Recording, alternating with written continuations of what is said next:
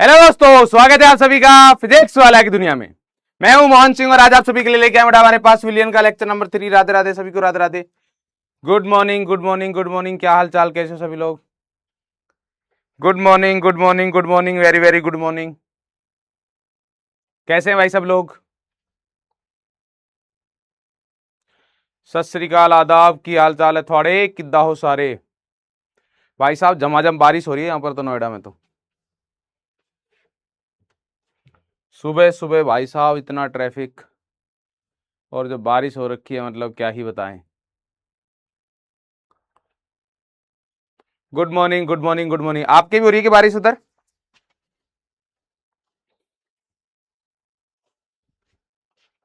आप लोगों की भी उधर बारिश है क्या भाई?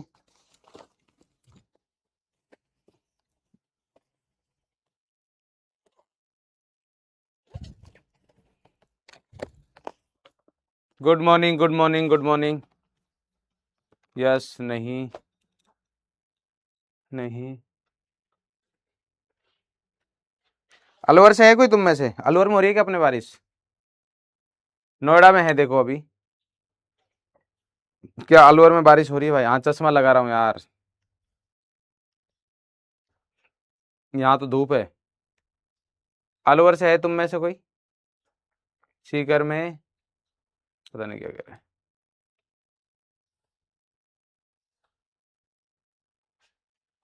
नहीं हो रही सर, मतलब कम ही जगह हो रही है। झारखंड में भी बहुत हो रही है सर ऐसा।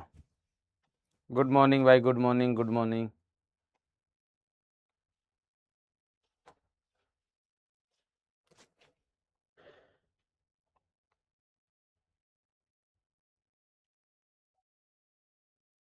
दौसा में भी? ओके, अलवर वाले कुछ तो है। ठीक है भाई, तो लेक्चर नंबर 3 पढ़ने वाले हैं अपन। चश्मा लगा लिया भाई, लो यार। चलिए, तो क्या पढ़ेंगे अपन? आज का सबसे इंपॉर्टेंट टॉपिक, और इस चैप्टर का भी, मतलब इसमें दो जगह से सबसे ज्यादा क्वेश्चन आते हैं। एक आता है राउल्ट नियम से, और दूसरा रहता है हमारे पास अणुसंख्यक गुणधर्म, जिनको बोलते हैं कोलिगेटिव प्रॉपर्टी। तो बहुत इंपॉर्टेंट है एग्जाम के पॉइंट ऑफ व्यू से ये। इसमें इसका बहुत वेटेज रहता है हमारे पास, तो ये इंपॉर्टेंट है। क्लियर?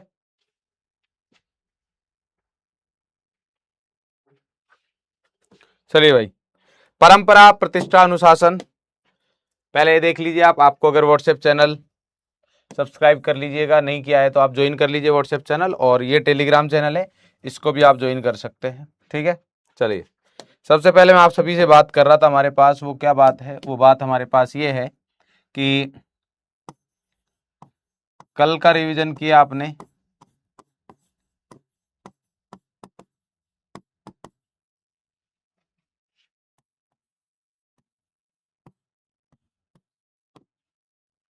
कल का रिवीजन किया क्या भाई? ईमानदारी से कोई झूठ नहीं बोलेगा, वोट टाइप। कोई झूठ नहीं बोलेगा, कल का रिवीजन किया क्या? बता जल्दी से, शाबाश।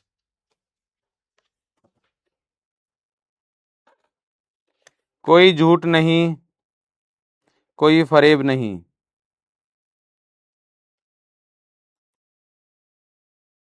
बिल्कुल ईमानदारी वाली बात, पूरी तरीके से।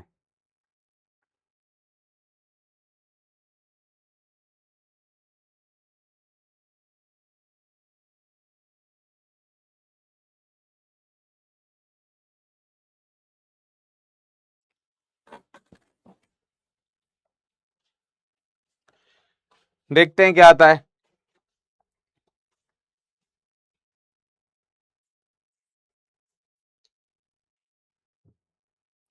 80% के आसपास, बहुत बढ़िया यार, शाबाश। तो आज का हमारा जो परसेंटेज आया यहाँ पर 79.58 है ना? तो 79.58%। ठीक है। Selection diary.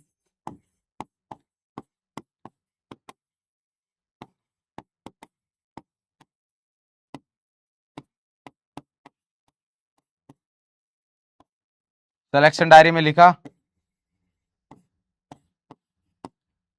एक और पोल। ईमानदारी से, कोई झूठ नहीं, झूठ बोलने से कुछ नहीं होगा, ईमानदार रहेंगे। समरी नोट्स आज आएंगे बेटा, समरी नोट्स आज आएंगे, ठीक है। हाँ मैं अलवर से हूँ प्रिया बेटा, यस।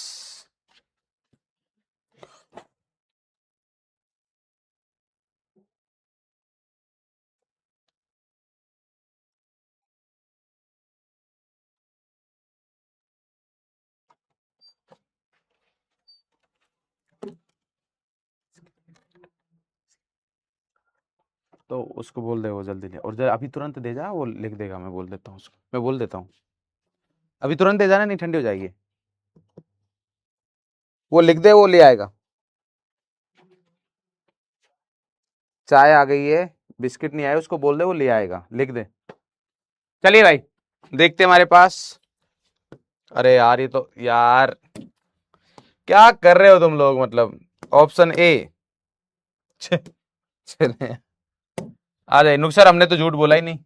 वापस से है, सेम क्वेश्चन है, सिलेक्शन डायरी में लिखा या नहीं, सिलेक्शन डायरी में लिखा या नहीं, जल्दी जल्दी जल्दी, शाबाश, माफी चाहेंगे, माफी।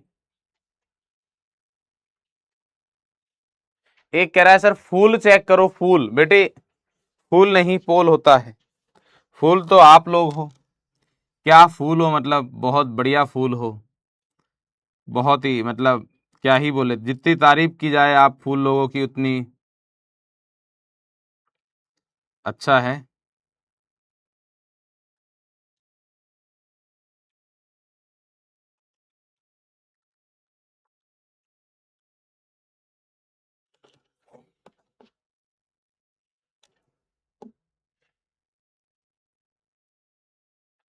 अंग्रेजी वाले फूल हो बेटा, अंग्रेजी है ना, हिंदी वाले मत समझना बेटे, ये वाले फूल हो, ये इसका मतलब तो आता है ना, पता है ना। कभी तुम अपने आप को आ बेटे, सर ने तारीफ, 57.6, कल से ज्यादा है, बट इसको भी हमें और बढ़ाना होगा, ईमानदारी से, बिल्कुल झूठ नहीं बोलेंगे।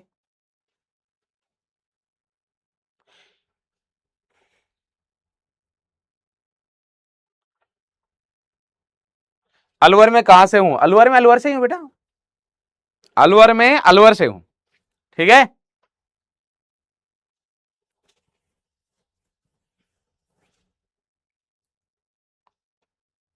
सर आज आपका बर्थडे, नहीं मेरा बर्थडे नहीं भाई, आज मेरा ना, बिल्कुल ना है बेटा, थोड़ा सा भी ना है, 101 ग्राम भी ना है। चाय पियोगे, चाय, चाय चाय, बहुत बहुत धन्यवाद। और अब भाई साहब ऐसा, ऐसा करो इसमें तो, नहीं नहीं इतनी नहीं है। चलिए भाई, अरे नहीं है बर्थडे भाई, क्या फालतू की बातें कर रहे हो तुम, बिस्कुट, बिस्किट नहीं बिस्कुट, 3 बार बिस्कुट डुबोते हैं ये वाला, तब जाके खा सकते हो आप।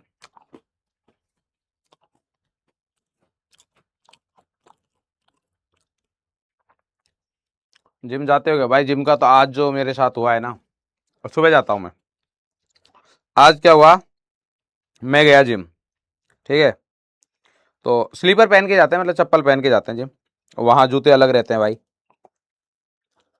जिम वाले बोलते हैं जिम के जूते अलग लेके आने हैं, मैं कहा ठीक है, तो उन्होंने एक बैग दे रखा है,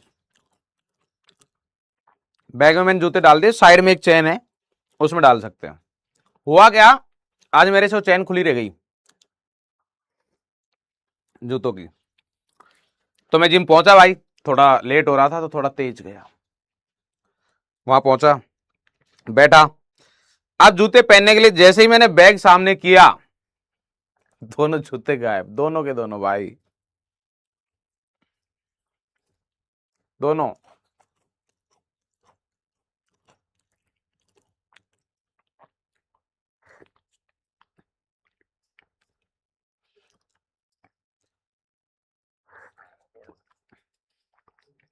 नहीं नहीं चोरी नहीं हुए, गिर गए, रास्ते में गिर गए, वो चैन खुली थी ना।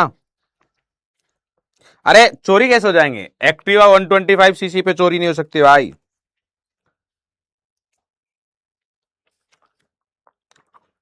उस पे ऐसा नहीं कोई भी बैठ जाता है, उस पे सिलेक्शन वाले बैठते हैं, इस बार बिठाया था सबको, सबको नहीं, काफी लोग बैठे थे। भाई कैसे लोग हैं, एक कह रहा है सर आपके जूते मेरे को मिले हैं। चलिए भाई क्लास स्टार्ट करते हैं, माफी चाहेंगे। ये हमारे पास आ गया है, वाष्प दाब पढ़ रहे थे अपन, वाष्प दाब। तो वाष्प दाब के अगर मैं रिवीजन की बात करूं हमारे पास, तो हल्का सा अपन ने पढ़ा कि वाष्प दाब जो है वो मतलब प्योर मतलब शुद्ध द्रव। इसमें अपन ने लिखा था शुद्ध द्रव का वाष्प दाब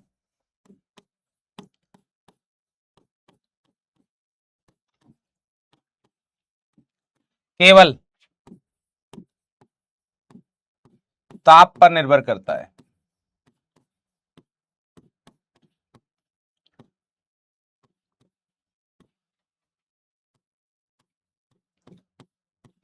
ये वाली चीज लिखी थी अपन ने, यस और नो। शुद्ध द्रव का वाष्प दाब केवल किस पर निर्भर करता है, ताप पर। क्लियर है, ये वाली चीज अपन ने पढ़ी थी। अब हमारे पास यहां पर क्या है देखो, किस तरीके से निर्भर करता है, बोले ताप बढ़ाने के साथ, यहां लिखेंगे ताप बढ़ाने के साथ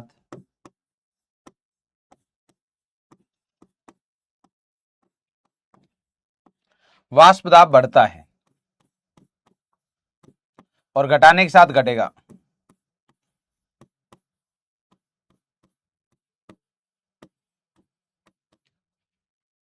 ताप बढ़ाने के साथ क्या होता है, वाष्प दाब बढ़ता है भाई।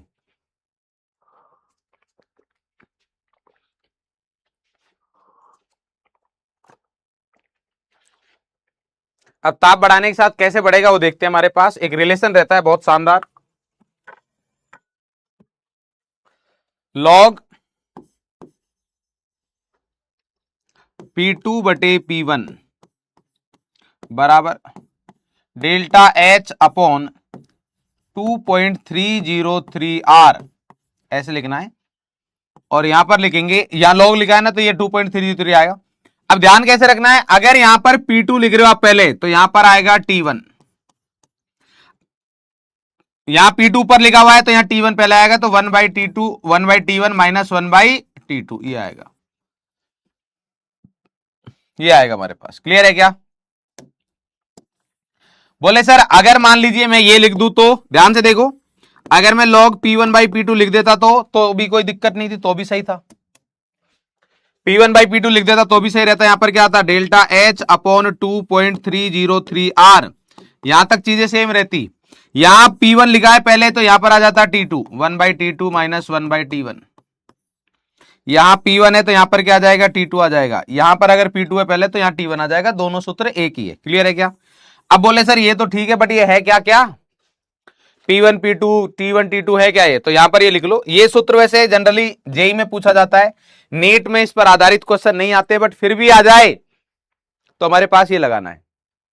क्लियर है, आएगा नहीं वैसे, बट फिर भी आ जाए तो ये लिख देना। अच्छा क्या क्या है हमारे पास देख लेते हैं। P2 क्या है हमारे पास, P2 है T2 ताप पर वाष्प दाब शुद्ध द्रव का ही है ना। P1 क्या है,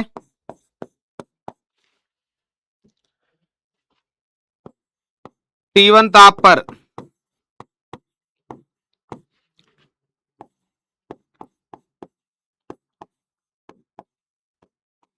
वाष्प दाब। T1 T2 केल्विन में होने चाहिए, T2 T1 एंड T2 किस में होनी चाहिए, केल्विन में होनी चाहिए। केल्विन में मान रखना है इनका, डिग्री सेंटीग्रेड में मत रखना। उसके अलावा R हमारे पास गैस नियतांक,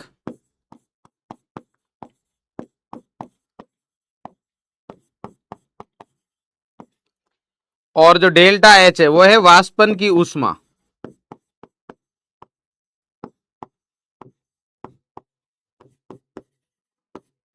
क्या हमारे पास, वाष्पन की ऊष्मा। क्लियर है क्या? अब हमारे पास यहां पर डेल्टा H और R, अब R के ना 2-3 मान रहते हैं वैसे। R मैं बता देता हूं, R का मान 2 कैलोरी में रहता है, 8.314 भी रहता है, तो निर्भर करता है कि हमारे पास क्या है। तो आपको क्या करना है, यहां पर इंपॉर्टेंट बात यह है कि R की जो इकाई है, R का जो मान है वो डेल्टा H के अनुसार रखना है। तो यहां पर ध्यान देना है आर तथा डेल्टा एच की इकाई पर ध्यान दें।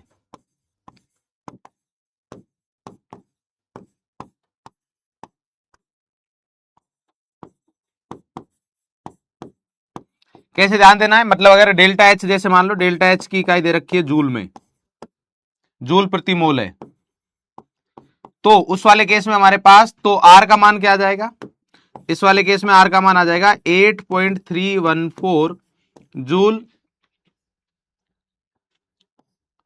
मोल इनवर्स और केल्विन इनवर्स। क्लियर है। अगर डेल्टा एच का मान क्या दे रखा हो, कैलोरी प्रति मोल, तो यहां पर आर का मान क्या आ जाएगा, आर का मान आ जाएगा 2 calorie mole inverse kelvin inverse. तो मतलब वो देखा जाएगा हमारे पास, तो ये लिख दिया। अब इसमें समझने जैसा कुछ भी नहीं है, ये याद करने वाली बात है। तो अगर आप ये बोलते हो सर ये वाली चीज समझ में नहीं आई, तो ऐसा कुछ भी नहीं है। आर का आप डेल्टा एच का मान दिया जाएगा, वहां पर जूल लिखा हुआ है तो जूल में रख देना, 8.314 आर का मान रखना है। अगर हमारे पास कैलोरी में दे रखा है तो कैलोरी में यहां पर आर का मान 2 रखना है। अच्छा, अगर किलो कैलोरी दे दे, मान लो 5 किलो कैलोरी दे दिया डेल्टा एच का मान, तो क्या करना है, इसको कैलोरी में बदल लो। कैलोरी में कैसे बदलोगे, 5000 लिख दो, इसको किलो हटा के। क्लियर, ये आ गया हमारे पास, डन है।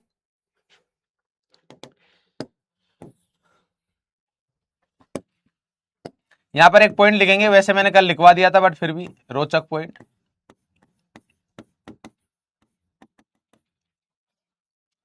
शुद्ध द्रव के लिए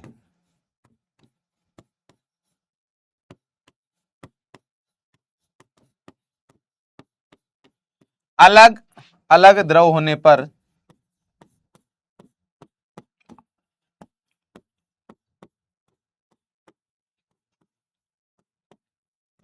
अलग अलग द्रव होने पर शुद्ध द्रव के लिए अलग अलग द्रव होने पर समान ताप पर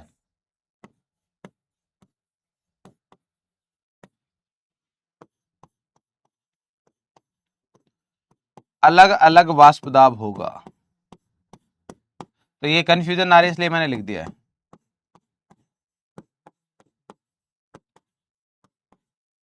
क्या मतलब है इसका, क्या मीनिंग क्या है, गुरु जी क्या बोलना चाह रहे हो आप, कहना क्या चाहते हैं भाई। मैं कहना चाह रहा हूं कि मान ले टी केल्विन, तो H2O का वाष्प दाब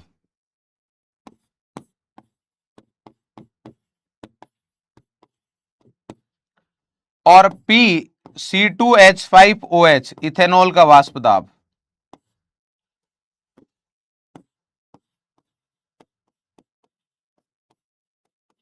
बराबर होंगे क्या, नहीं, ये बराबर नहीं होंगे, ये बराबर नहीं होंगे। क्लियर है क्या, ये हमारे पास क्या नहीं होंगे, बराबर नहीं होंगे। क्लियर है क्या, डन।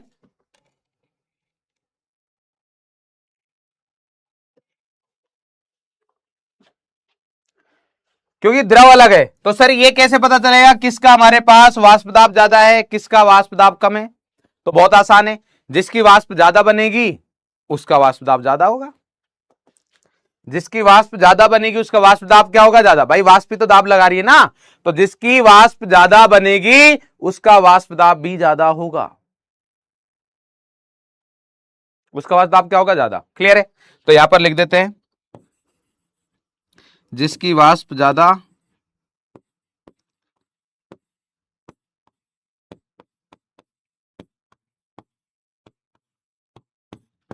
तो वाष्प दाब भी ज्यादा।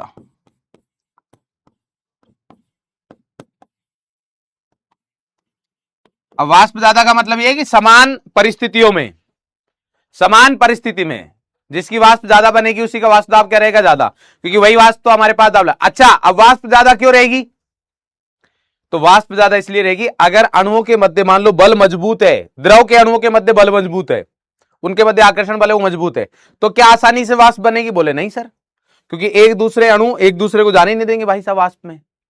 तो वाष्प ज्यादा तब बनेगी जब अणुओं के मध्य लगने वाला आकर्षण बल क्या हो, कम हो।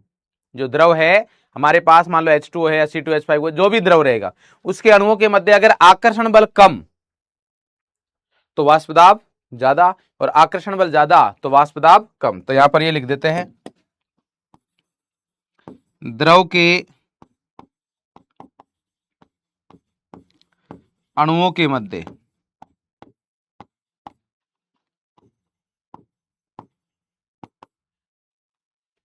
आकर्षण बल कम,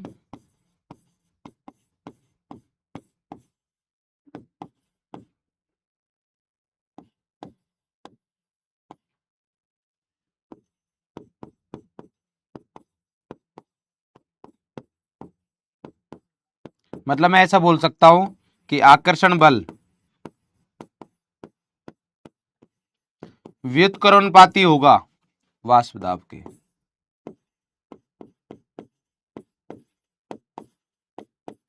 वाष्प दाब के क्या होगा? व्युत्क्रमणुपाती।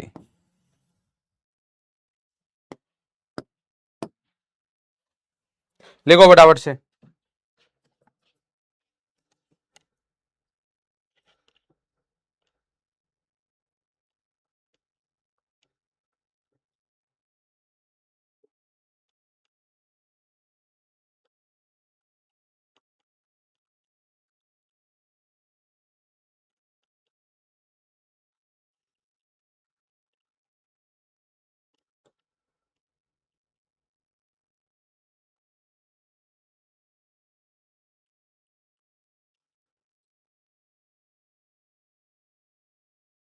जल्दी कॉपी करो।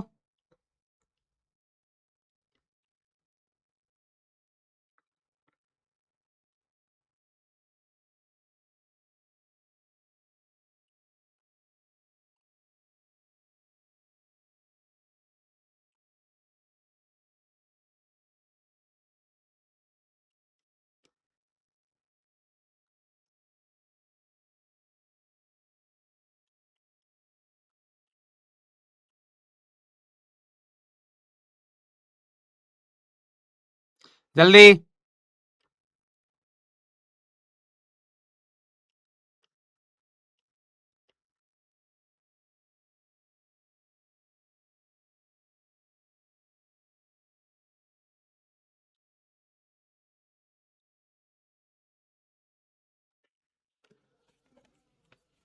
चलो हो गया होगा मेरे हिसाब से। तो बात बहुत सिंपल है यार, देखो मतलब जितनी वाष्प ज्यादा बनेगी उतना वाष्प दाब ज्यादा होगा, और वाष्प दाब ज्यादा कब बनेगी? बहुत सिंपल सी चीज है, अगर अणुओं के मध्य आकर्षण बल मजबूत है तो वाष्प में जाएंगे नहीं अणु, और अगर आकर्षण बल कम है तो वाष्प में जाएंगे। क्लियर है क्या भाई? चलिए अब अपन एक और परिभाषा लिखते हैं, वो लिखते हैं क्वथनांक।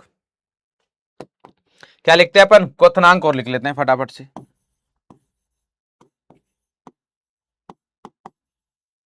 जिसको क्या बोलते हैं? Boiling point.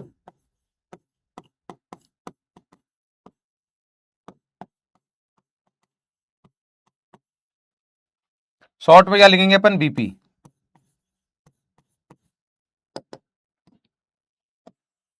क्या होता है क्वथनांक?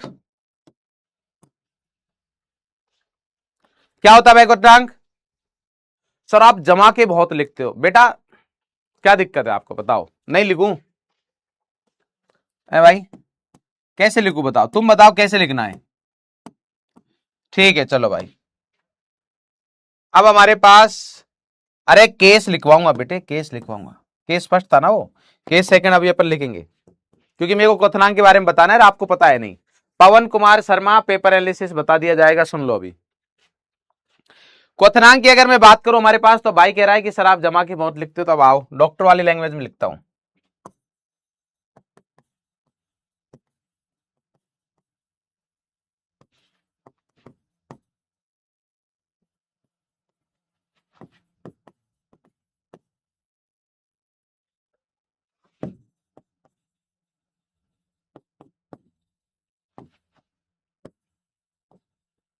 हाँ भाई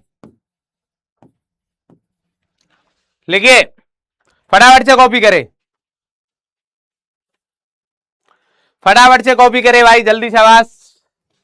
आप वाली ही लैंग्वेज है, जल्दी जल्दी जल्दी शाबाश। ये तो डॉक्टर से तो ज्यादा अच्छी है भाई। अरे डॉक्टर से तो ज्यादा अच्छी है, हाँ या ना?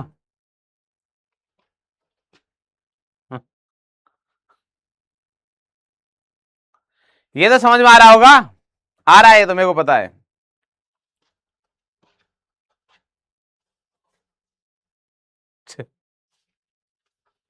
एक कह रहा है नोटेड, बेटे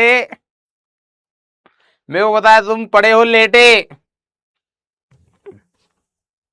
आ जाइए, देखो क्वथनांक क्या होता है। वह ताप जिस पर द्रव का वाष्प दाब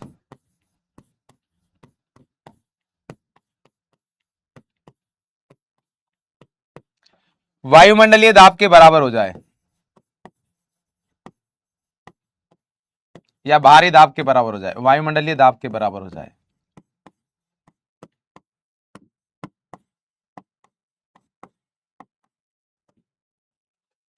बराबर हो जाए, बॉइलिंग पॉइंट कहलाता है।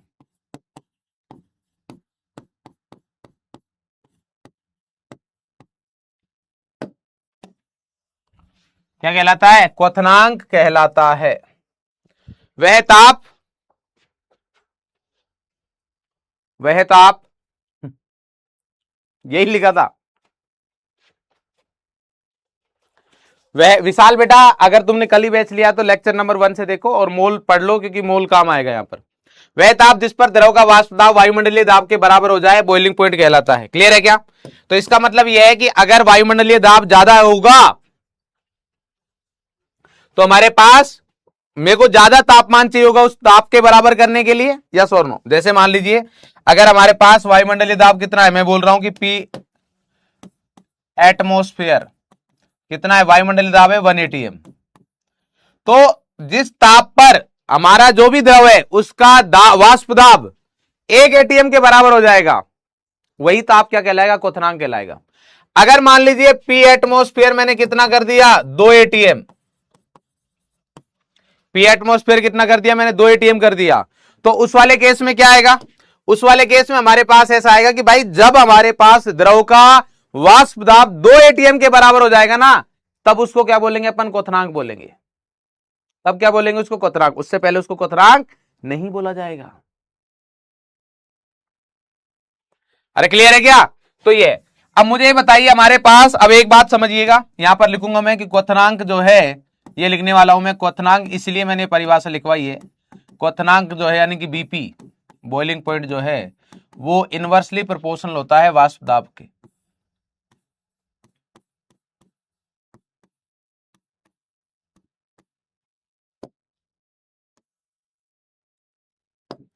सर ऐसा क्यों? ऐसा क्यों? वाष्प दाब के सर व्युत्क्रमानुपाती क्यों है?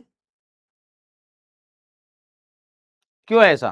तो देखते हैं अपन। देखिए, अगर मैं आपसे बात करूं, हमारे पास मान लेते हैं एक है द्रव ए और ये है द्रव बी, ठीक है। इसका वाष्प दाब मान लिया मैंने, कितना माना? इसका वाष्प दाब मान लेते हैं अपन 0.6 atm मान लिया मैंने। क्लियर है? और इसका वाष्प दाब कितना माने बताओ? इसका वाष्प दाब मान लेता हूं मैं 0.4 atm। क्लियर है? और वायुमंडलीय दाब कितना है? वायुमंडलीय दाब है हमारे पास 1 atm।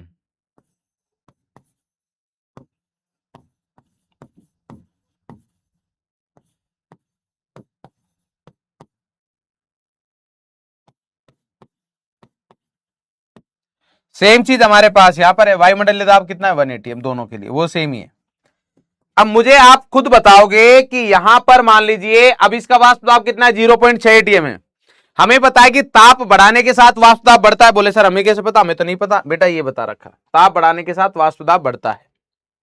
ताप बढ़ाने के साथ क्या होता है? वाष्प दाब बढ़ता है। तो जैसे जैसे ताप बढ़ाएंगे वाष्प दाब बढ़ेगा। बोले हाँ सर। तो अब मेरे को 6.6 atm से कहां तक जाना है? 1 atm तक जाना है। कहां जाना है भाई? 1 atm तक जाना है।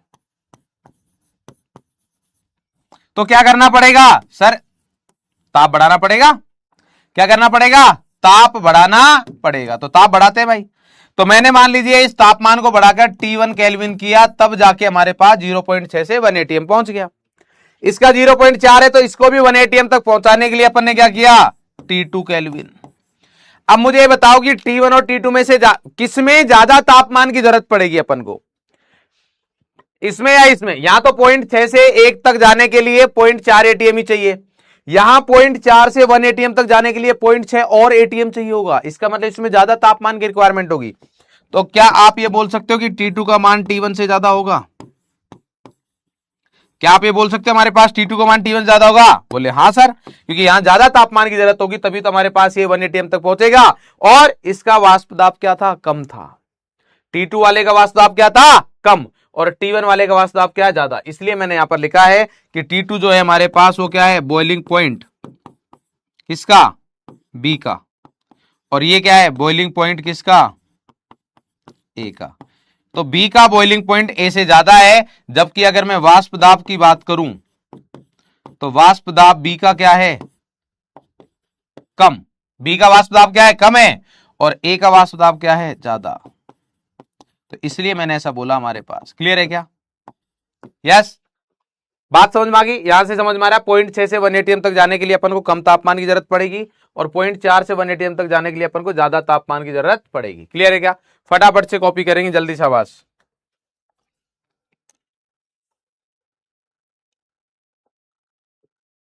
जल्दी जल्दी जल्दी।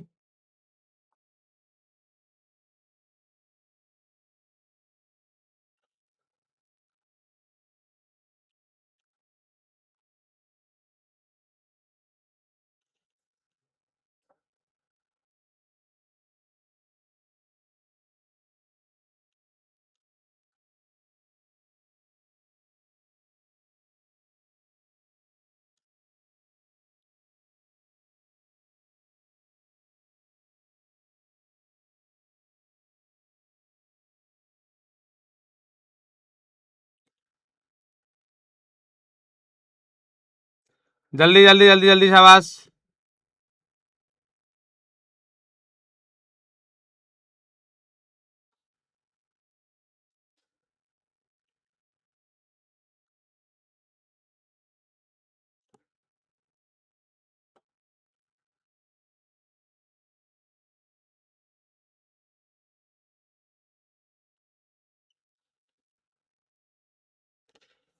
डन है, चलो भाई, बहुत बढ़िया, शाबाश। तो अपन ने टाइप 1 बात की। टाइप 1 में हमारे पास क्या था, केस 1 जब अपन ने बात की तो केस 1 में अपने बोला था कि शुद्ध द्रव का वाष्प दाब केवल किस पर निर्भर करेगा, तापमान पर निर्भर करता है। अगर मेरे पास कोई शुद्ध द्रव है, मान लीजिए पानी, तो अब उस पानी का आयतन कम ज्यादा करो, पानी के बर्तन का आकार कम ज्यादा करो, पानी के बर्तन का शेप जो है वो चेंज करो, कोई परिवर्तन नहीं आएगा जब तक कि तापमान बराबर है। क्लियर है? तो अगर हमारे पास अलग अलग द्रव है तो अलग अलग द्रवों का समान ताप पर वाष्प दाब अलग हो सकता है, दोनों अगर शुद्ध द्रव है। क्यों? क्योंकि उस वाले केस में सर हमारे पास उनके वाष्पन की जो दर है, यानी कि वाष्प बनने की जो दर है, वो कम या ज्यादा रहेगी। कोई एक द्रव है जो आसानी से वाष्प में परिवर्तित हो रहा है, दूसरा द्रव जो है आसानी से वाष्प में परिवर्तित नहीं हो रहा होगा, तो उस वाले केस में हमारे पास दोनों चीजें क्या रहेंगी, अलग अलग रहने वाली है। जिसकी वाष्प ज्यादा बनेगी उसका वाष्प दाब भी ज्यादा होगा, और वाष्प किसकी ज्यादा बनेगी, जिसके द्रव में जो अणु है उनके मध्य आकर्षण बल क्या है, कम है। क्लियर है? नेक्स्ट हमारे पास बात आता है कि सर क्वथनांक क्या होता है, वह ताप जिस पर द्रव का वाष्प दाब बाहरी दाब या वायुमंडलीय दाब के क्या हो जाए, बराबर हो जाए, तो उसको अपन क्या बोलते हैं, बॉइलिंग पॉइंट बोलते हैं। बॉइलिंग पॉइंट जो वाष्प दाब के उत्क्रमणानुपाती होता है। क्यों होता है? क्योंकि हमने देखा कि हमारे पास, मान लिया अपन ने, माना, ये हमने क्या किया है, माना है कि द्रव ए है जिसका वाष्प दाब 0.6 atm है, द्रव बी है जिसका वाष्प दाब कितना है, 0.4। अब इनको वायुमंडलीय दाब 1 atm तक पहुंचाना है मेरे को, तो 1 atm तक पहुंचाने के लिए 0.6 को मैं, मतलब 0.6 atm से 1 atm तक जाने के लिए 0.4 atm और चाहिए होगा। तो तापमान बढ़ाते गए बढ़ाते गए बढ़ाते गए, जैसे हमारे पास 1 atm पहुंचा, हमने देखा कि T1 केल्विन ताप पर ये 1 atm के बराबर हो गया। यहां अगर देखें 0.4 atm था पहले, ये स्टार्टिंग में T केल्विन ही है, ये भी हमारे पास किसकी बात हो रही है, T केल्विन पर स्टार्टिंग में थे। यहां T केल्विन पर इसका वाष्प दाब 0.6, यहां T केल्विन पर इसका वाष्प दाब 0.4 atm है। अब यहां तापमान बढ़ाकर 1 atm किया, यहां भी तापमान बढ़ाकर इनके दाब को 1 atm किया है, तो किसमें अधिक तापमान की जरूरत पड़ी, T2 ये तापमान में ज्यादा जरूरत, इसमें यहां पर ज्यादा जरूरत पड़ी क्योंकि 0.4 से 1 atm तक जाने के लिए यहां पर अंतर ज्यादा है। कितने का अंतर है? 0.6 का अंतर है, यहां 0.4 का अंतर था। इसका मतलब इसका वाष्प जो क्वथनांक है वो ज्यादा आया। अब क्वथनांक ज्यादा आया इसका मतलब इसका वाष्प दाब कम होना चाहिए, जो कि दिख रहा है। हाँ 0.4 0.6, तो इसका वाष्प दाब कम है। क्लियर है कि भाई? T1 T2 कुछ भी ले लो, ये फालतू की बातें मत करो बेटा। यहाँ T1 के लिए T2 क्या, कुछ भी ले लो आप, राम श्याम लिख लो इसको। चलो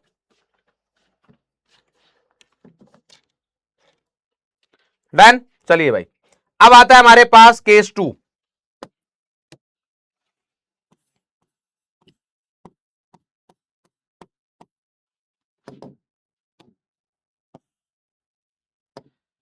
केस 2 हमारे पास विलियन का वाष्प दाब, विलियन का वाष्प दाब। विलियन के ब्रैकेट में क्या लिख सकते हैं अपन? विलियन मतलब विलय प्लस विलायक, तो इसका मतलब अब ये शुद्ध नहीं है, अब ये हमारे पास क्या नहीं है? शुद्ध नहीं है।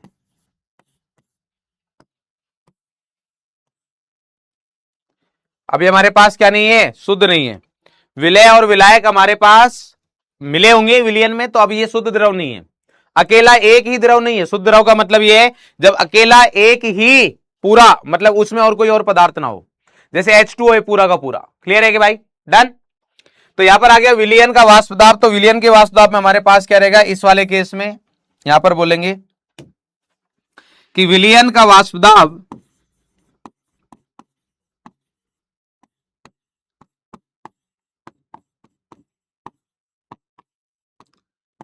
तापमान के साथ साथ, तापमान पे तो निर्भर करेगा ही करेगा,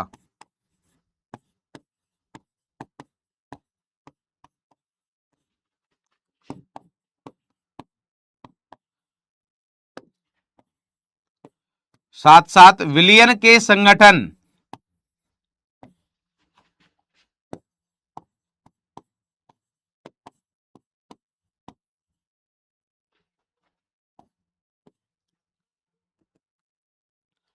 संगठन ऐसे लिखते हैं क्या?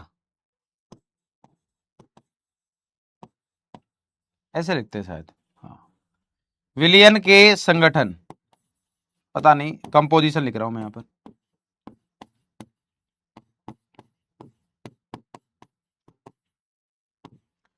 पर भी निर्भर करता है, पर भी निर्भर करता है।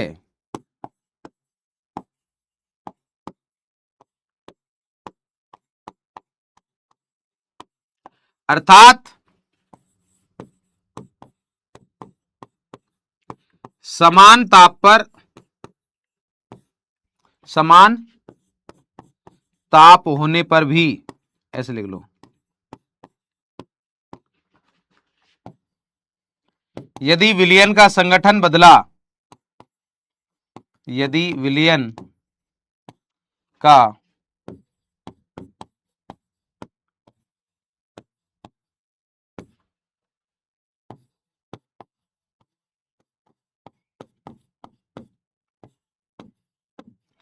परिवर्तित करेंगे तो विलियन का वाष्प दाब भी परिवर्तित होगा।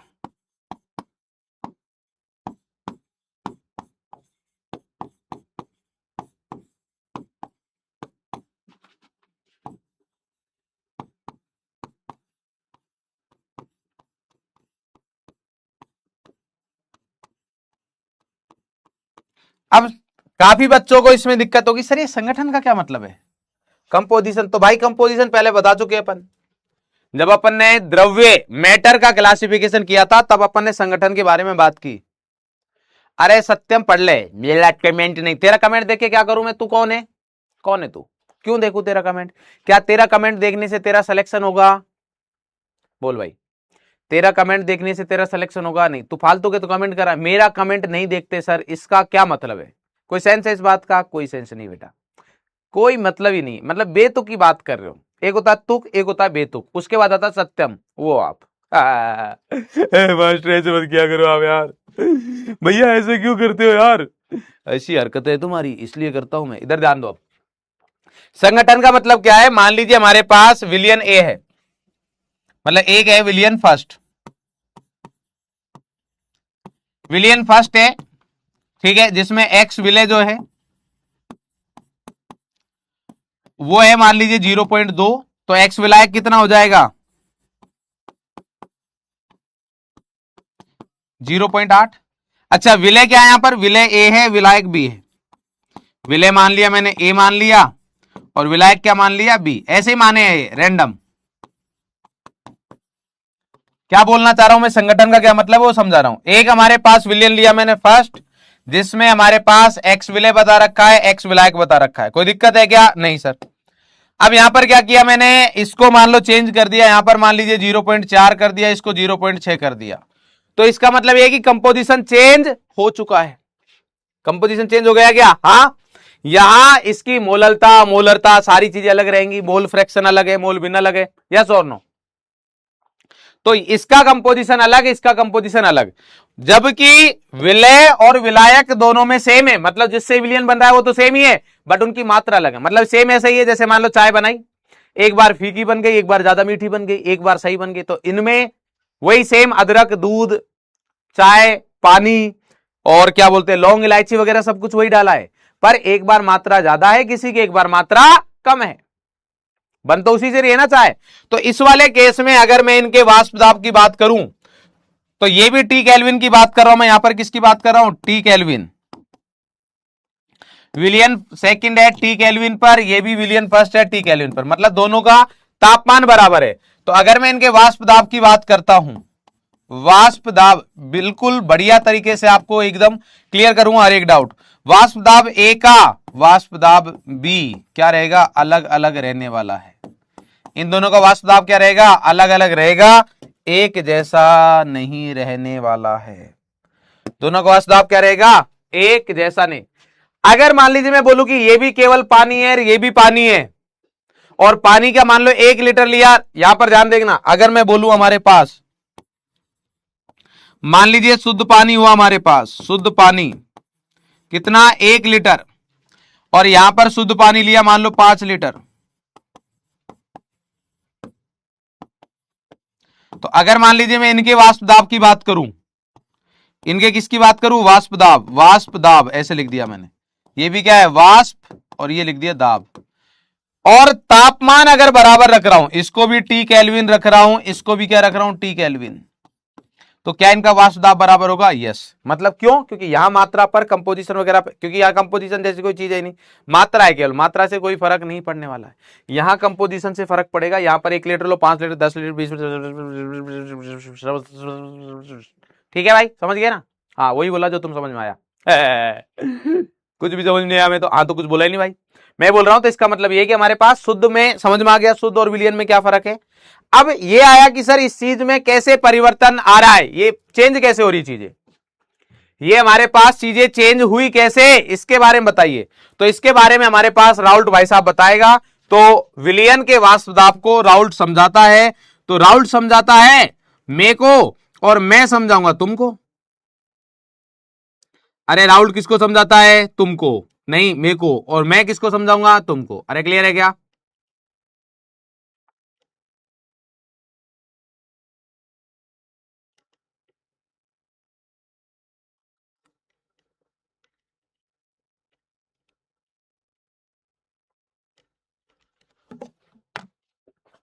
डन। तो अगर विलय प्लस विलायक दो चीजों से विलियन बन रहा है हमारे पास, या दो से ज्यादा चीजों से बन रहा है, तो उसका वाष्प दाब तापमान परिवर्तन के साथ तो परिवर्तित होगा ही, बट अगर तापमान परिवर्तित नहीं किया है तो भी हमारे पास परिवर्तित होगा। अरे क्लियर है क्या, हाँ तुम लोग एनटीए को समझाना। तो यहां पर लिखते हैं नेक्स्ट कि विलियन के वाष्प दाब को राउल्ट नियम से समझते हैं, विलियन के वाष्प दाब को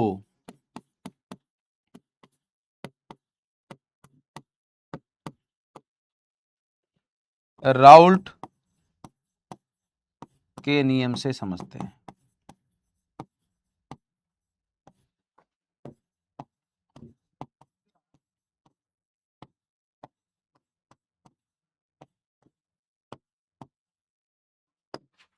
चलिए भाई, तो अब हमारे पास आएगा यहां पर ये लिख लो फटाफट से। राउल्ट डायरेक्ट तुमको भी समझाता है बेटे, वो बेटी बेटी बेटी ऐसे नहीं समझाता तुमको, ना ना ना, उसने बोला कि मैं इन लोगों से बात नहीं करूंगा, ये गंवार है और गंवार लोगों को गंवार गैंग का सरदार ही समझाएगा भाई साहब। तो हमने तो राहुल भाई ने मना कर दिया। मुझे दुख हुआ ये जानकर कि राहुल भाई ने मना कर दिया आप लोगों को, बट ठीक है चलता है।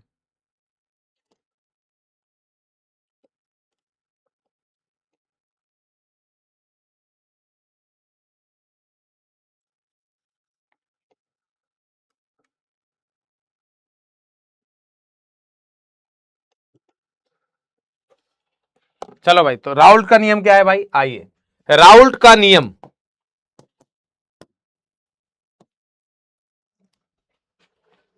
राउल्ट के नियम में भी केस फर्स्ट ले रहे हैं, अभी सुनना, केस फर्स्ट, केस फर्स्ट है।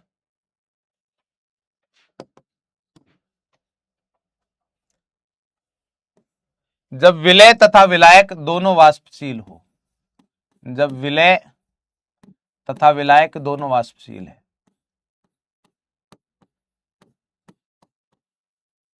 इंपॉर्टेंट है भाई, ये बहुत बता रहा हूं ये टॉपिक। जब विलय तथा विलायक दोनों कैसे हैं, वाष्पशील।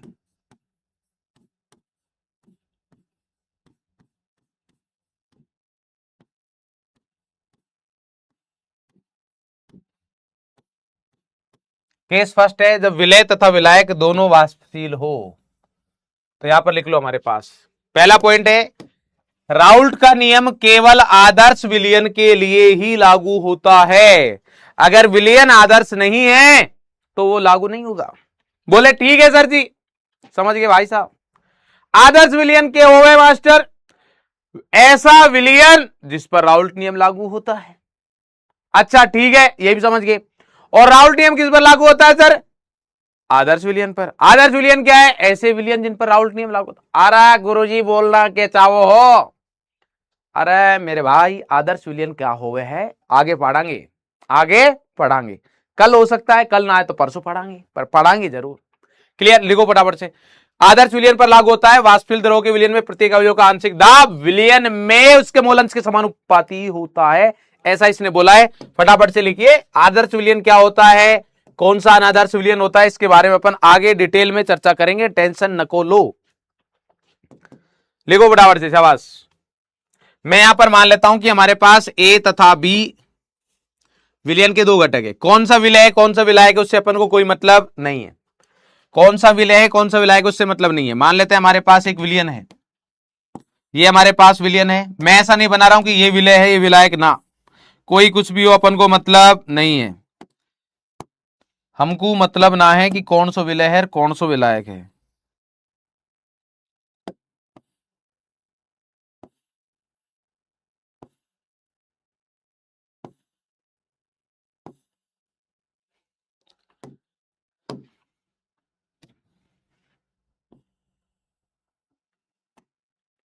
अपन को तो सिर्फ टॉपिक से मतलब है कि हमको तो सिर्फ टॉपिक समझना है। तो मैंने ऐसे बना दिया, क्लियर है क्या। ये क्या हमारे पास विलयन है और इस विलयन के अंदर क्या क्या चीजें समझना भाई ध्यान से। इस विलयन किस किस का विलयन है, ए और बी का। ए और बी दोनों वाष्पशील है, ए तथा बी दोनों वाष्पशील है। लिख लो पहले, ए तथा बी दोनों वाष्पशील है।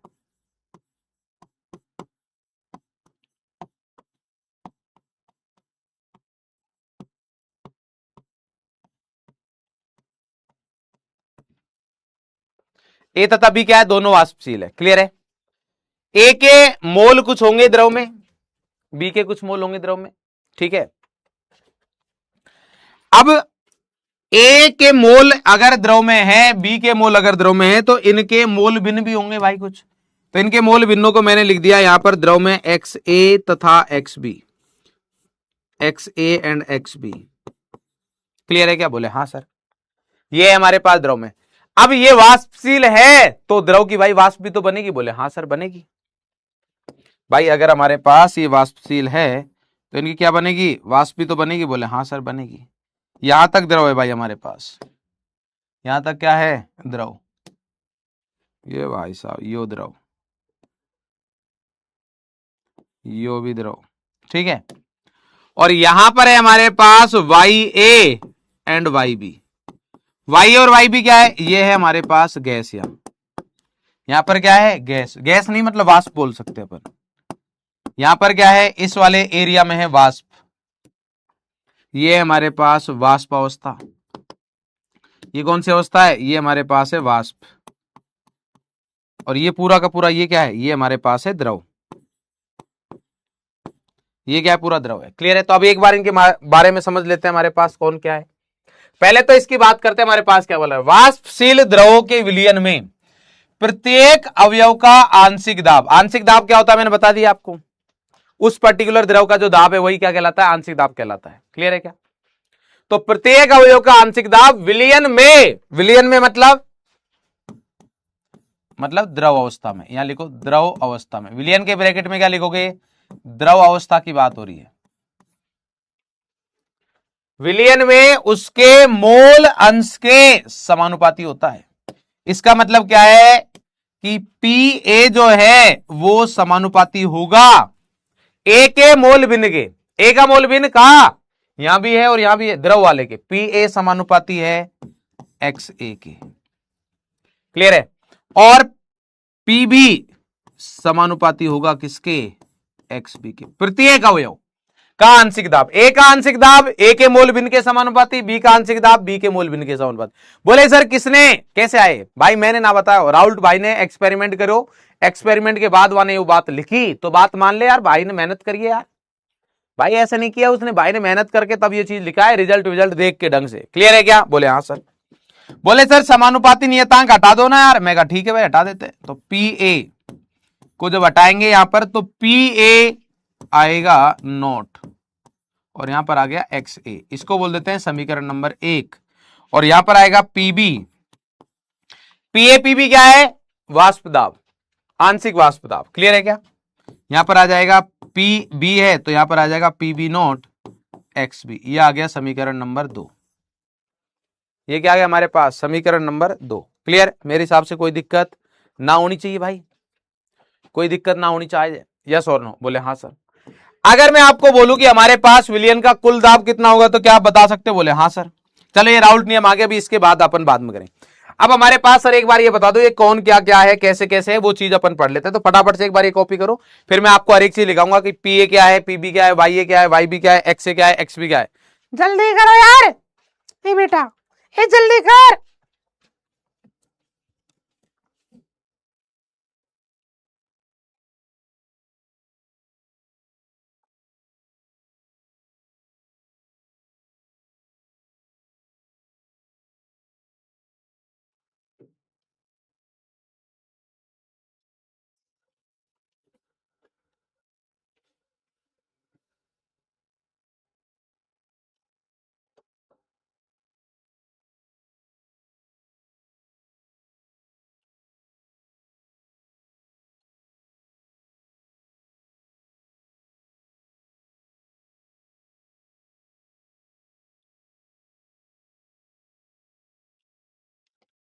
जल्दी जल्दी जल्दी भाई शाबाश।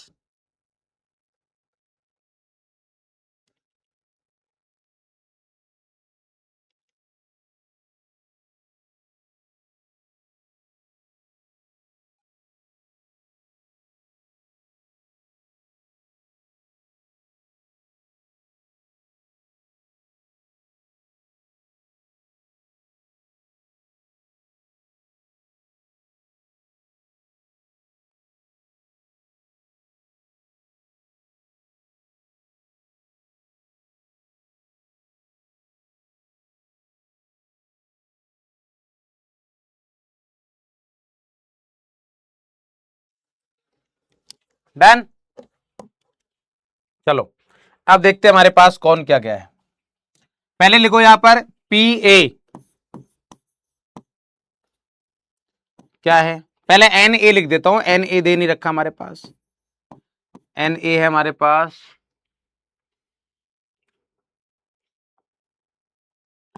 द्रव ए के मोल द्रव में ए के मोल, लिखो फटाफट से, साथ साथ लिख लेना है, द्रव में ए के मोल।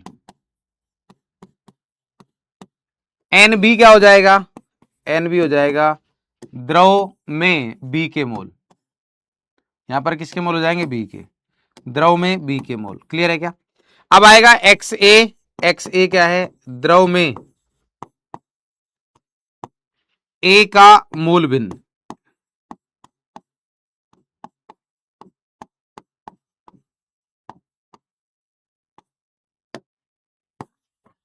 एक्स बी क्या रहेगा, ध्यान रखना, x A X B, x जब लिखा रहा है इसका मतलब द्रव की बात हो रही है, एक्स बी द्रव में बी का मोल भिन्न। समझ में आ गई बात, N A N B X A X B, X मतलब द्रव के अंदर।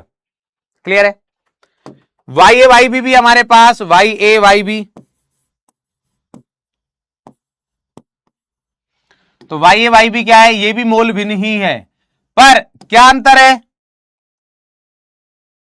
क्या अंतर है, अंतर ये है हमारे पास कि यहां पर द्रव की जगह क्या आएगा, वाष्प, द्रव की जगह क्या आएगा, वाष्प,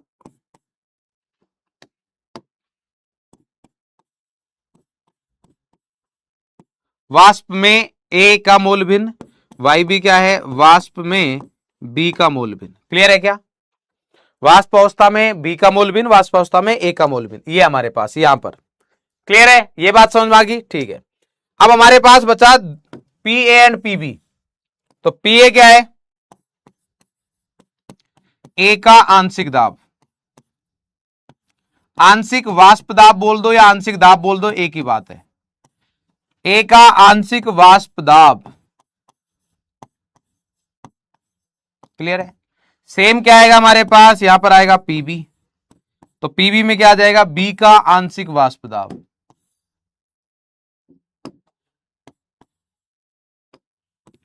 पीबी क्या आएगा, बी का आंशिक वाष्प दाब।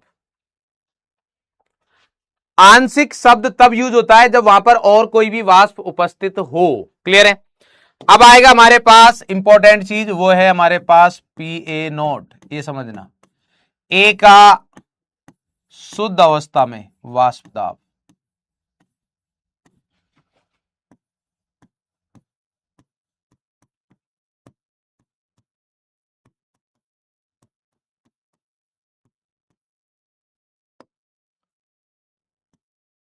शुद्ध अवस्था का मतलब क्या है, शुद्ध अवस्था का मतलब है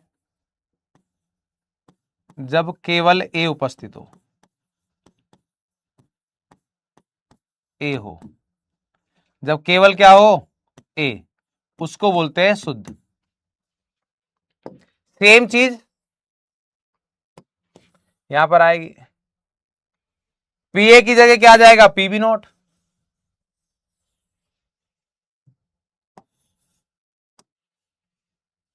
यहां पर क्या आएगा, पीबी नोट, तो यहां पर पीबी नोट क्या लिखेंगे, बी का शुद्ध अवस्था में वाष्प दाब, यानी कि जब केवल बी हो। क्या मतलब है इनका, इनका बहुत सिंपल सा मतलब है, मान लो हमारे पास ये कंटेनर है और इस कंटेनर में केवल ए भरा हुआ है, बी नहीं, मतलब विलियन नहीं है, शुद्ध है, वो शुद्ध द्रव हो गया, तो इसमें केवल क्या है, ए, तो इसका जो वाष्प दाब लगेगा यहां पर इसकी जो वाष्प बनेगी, इसकी कुछ वाष्प बनेगी, तो ये जो वाष्प इस पर दाब लगाएगी उसको क्या बोलेंगे अपन, पी ए नॉट। क्लियर। और सेम चीज अगर मैं यहां पर बोल दूं,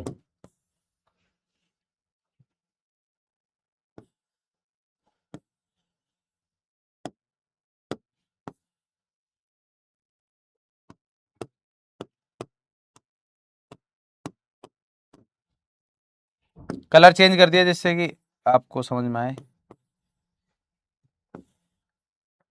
ये है, तो यहां पर केवल क्या है, बी है, तो अगर केवल बी उपस्थित हो तो उसको बोलते हैं पीबी नॉट। क्लियर है क्या। एक और टर्म है जो लिख देते हैं यहां पर, वो क्या है, पी टोटल या पी एस, मतलब विलियन का कुल दाब, विलियन का कुल दाब, ये हमारे पास है। फटाफट से लिखिए जल्दी, शाबाश। हर एक चीज पीए नोट पीबी नोट समझ गए ना। पीए नोट पीबी नोट तब है, नोट तब लगेगा जब शुद्ध रहेगा। सेम चीज आगे भी आएगा, ये बॉइलिंग पॉइंट में भी आएगा, क्वथनांक वगैरह में आएगा, है ना, हिमांक में भी आएगा। तो नोट कब लगेगा, ये नोट जो है ये तब लगेगा जब शुद्ध रहेगा, तब इसकी बात होगी। और नॉर्मल अगर हमारे पास पीएपी बात करें, एक आंशिक दाब बी का आंशिक दाब, मतलब ये है विलियन के अंदर, विलियन के अंदर मतलब जब ए और बी दोनों विद्यमान है, उस टाइम पर जो ए वाष्प दाब लगाएगा उसको अपन क्या बोलेंगे, पीए, और जो बी वाष्प दाब लगाएगा उसको क्या बोलेंगे, पीबी। क्लियर? जल्दी जल्दी जल्दी, शाबाश।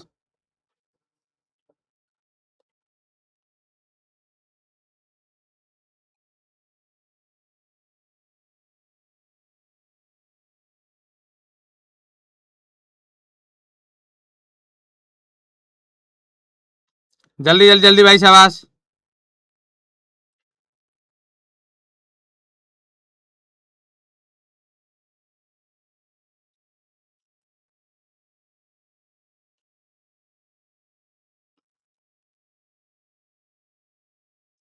टाइम ना लगाए भाई, जल्दी कॉपी करे।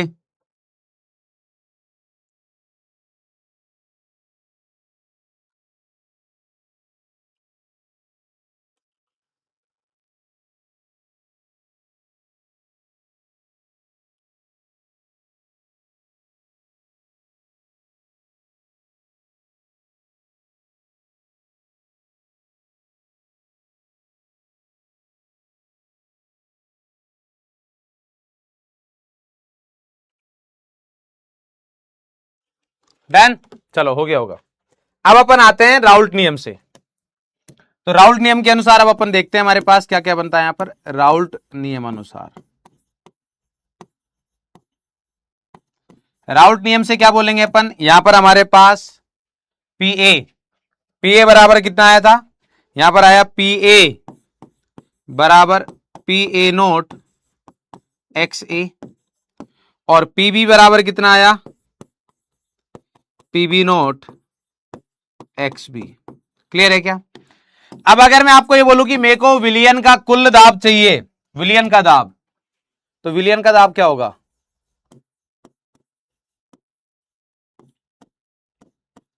कुल दाब, कुल वाष्प दाब बोल लो या कुल दाब बोल लो, एक ही बात है, जिसको अपन क्या लिखेंगे, पी एस लिख देता हूं, या पी टी भी लिख सकते, पी एस या पीटी। पी एस, एस मतलब सॉल्यूशन विलियन, और टी मतलब टोटल, बराबर क्या होगा, ए का वाष्प दाब प्लस बी का वाष्प दाब, यही तो होगा भाई, पीए प्लस पीबी, दो ही वाष्प है, उनका जो वाष्प दाब रहेगा वही हमारे पास क्या होगा, कुल दाब होगा। तो यहां पर पीएस बराबर क्या बोल सकता हूं मैं, ऐसा बोल सकता हूं, पीएस बराबर P A not X A, P A not X A plus PB not X B. समझने जैसा कुछ है नहीं, बिल्कुल गणित है यहां पर, अब पूरी की पूरी गणित ही आएगी।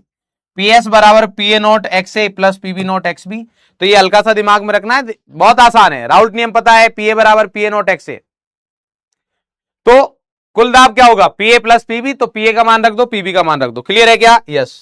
अब हमें ये जानते हैं क्या, हम जानते हैं, अगर तुम नहीं जानते तो लिख देना हम नहीं जानते हैं, मैं तो जानता हूं भाई, यहां से लिखूंगे मैं जानता हूं क्या, कि मोल भिन्नों का योग एक के बराबर होता है, ये अपन ने पढ़ा था। X A plus x B का मान किसका होगा, कितना होगा, एक के बराबर होगा, ये हमने पढ़ा हुआ है। हाँ सर, इनमें से किसी एक को हटा लो, मान लो एक्स ए को हटा देता हूं मैं, तो एक्स ए बराबर कितना आ जाएगा, 1 माइनस एक्स बी, और ये वाला मान रख देता हूं मैं यहां पर, तो ये वाला मान यहां पर रखूंगा, क्योंकि मेरे को क्या करना है, केवल एक मोल भिन्न के रूप में चाहिए। तो पी एस बराबर पी ए नॉट एक्स ए की जगह क्या आएगा, 1 माइनस एक्स बी, प्लस यहां पर क्या आ जाएगा, पीबी नॉट और एक्स बी। क्या करेंगे, ब्रैकेट के अंदर ले जाते हैं पी ए नोट को, तो यहां पर आ जाएगा पी ए नोट, यहां पर आ जाएगा माइनस का P A not X B, और प्लस का पीबी नोट एक्स बी। सही है? बोले हाँ सर, बहुत बढ़िया। अब मुझे बताइए यहां पर, बताओ, अरे यार तुम बताते नहीं हो, इन दोनों में कॉमन क्या आ रहा है, बोले सर एक्स बी कॉमन आ रहा है, तो एक्स बी कॉमन ले लो, तो पी एस बराबर एक्स बी, पहले पी ए नोट लिख देता हूं मैं, यस, प्लस एक्स बी लिया मैंने कॉमन, तो यहां पर एक्स बी कॉमन लिया तो यहां से प्लस वाला बचेगा पी बी नोट, तो पहले लिख दिया, माइनस का बचेगा पी ए नोट। तो ये हमारे पास एक दूसरा सूत्र आ गया, इसको याद रखना है। क्लियर है? चाहे तो आप मतलब याद ना रखो तो भी हो जाएगा, उससे कोई दिक्कत नहीं है, इससे करोगे तो भी हो जाएगा। क्लियर है क्या? दिमाग में अगर रखना चाहो तो कैसे रख सकते हो? दिमाग में रखना बहुत आसान है। कैसे? पीएस बराबर, आप अगर मोल बिन यहां पर एक्स बी के हैं, मोल बिन किसके हैं? बी के, तो यहां पर आएगा पी ए नोट।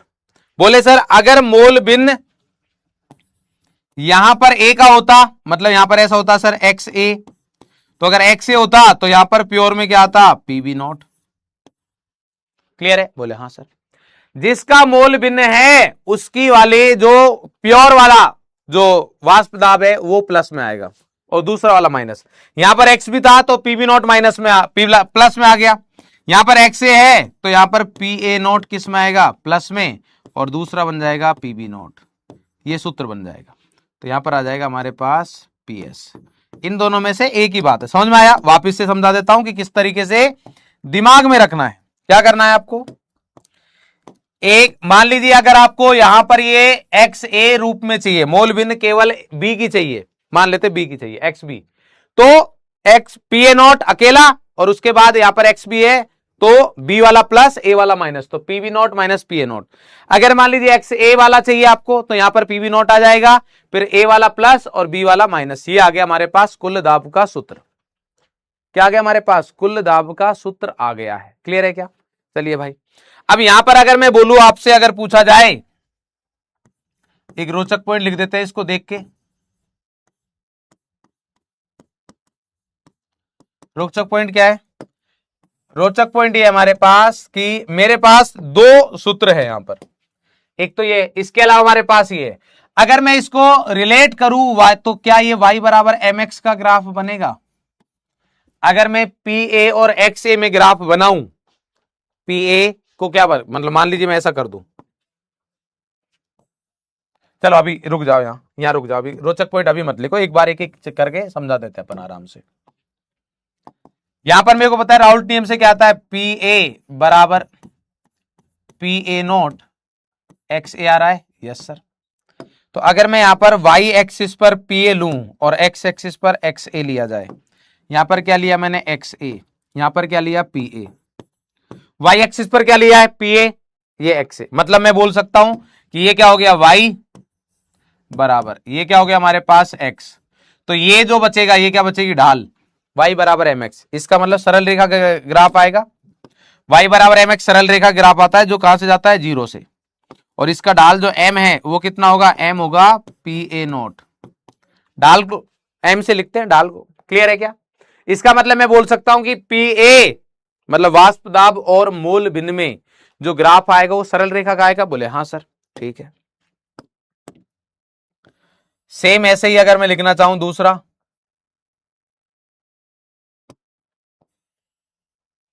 यहां पर क्या लिख दूं मैं? पीबी, और यहां पर क्या लिख दिया? X B.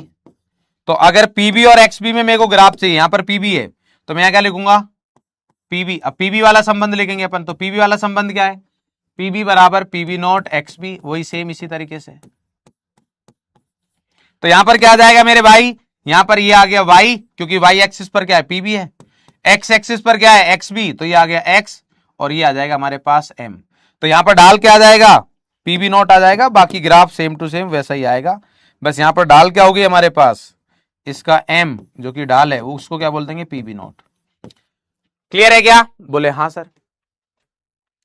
अगर मान लीजिए सेम ऐसे ही मैं यहां पर लिखूं, पी एस और एक्स बी में ग्राफ लिखे अपन, y एक्सिस पर क्या ले अपन? पी एस, और x एक्सिस पर क्या ले? एक्स बी या एक्स ए, कोई भी लेना चाहे, तो हमारे पास यहां पर ग्राफ कैसा बनेगा? क्या अपन ये बता सकते हैं? ये कॉपी करेंगे फटाफट से, P A X A P B X B, ये हो गया हमारे पास। ये किसके लिए? आदर्श विलयन के लिए, क्योंकि यहां पर राउल्ट नियम लगा रहे अपन, और राउल्ट नियम किसके लिए लगता है? आदर्श विलयन के लिए लगता है मेरे भाई। अरे किसके लिए लगे हैं भाई? आदर्श विलयन के लिए लगे हैं। अरे हाँ या ना?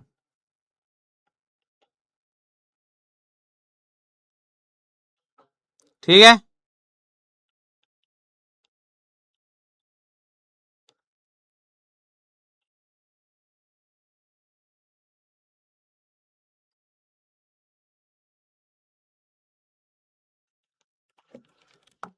डन। चलो अब हमारे पास और समझते हैं, रुको।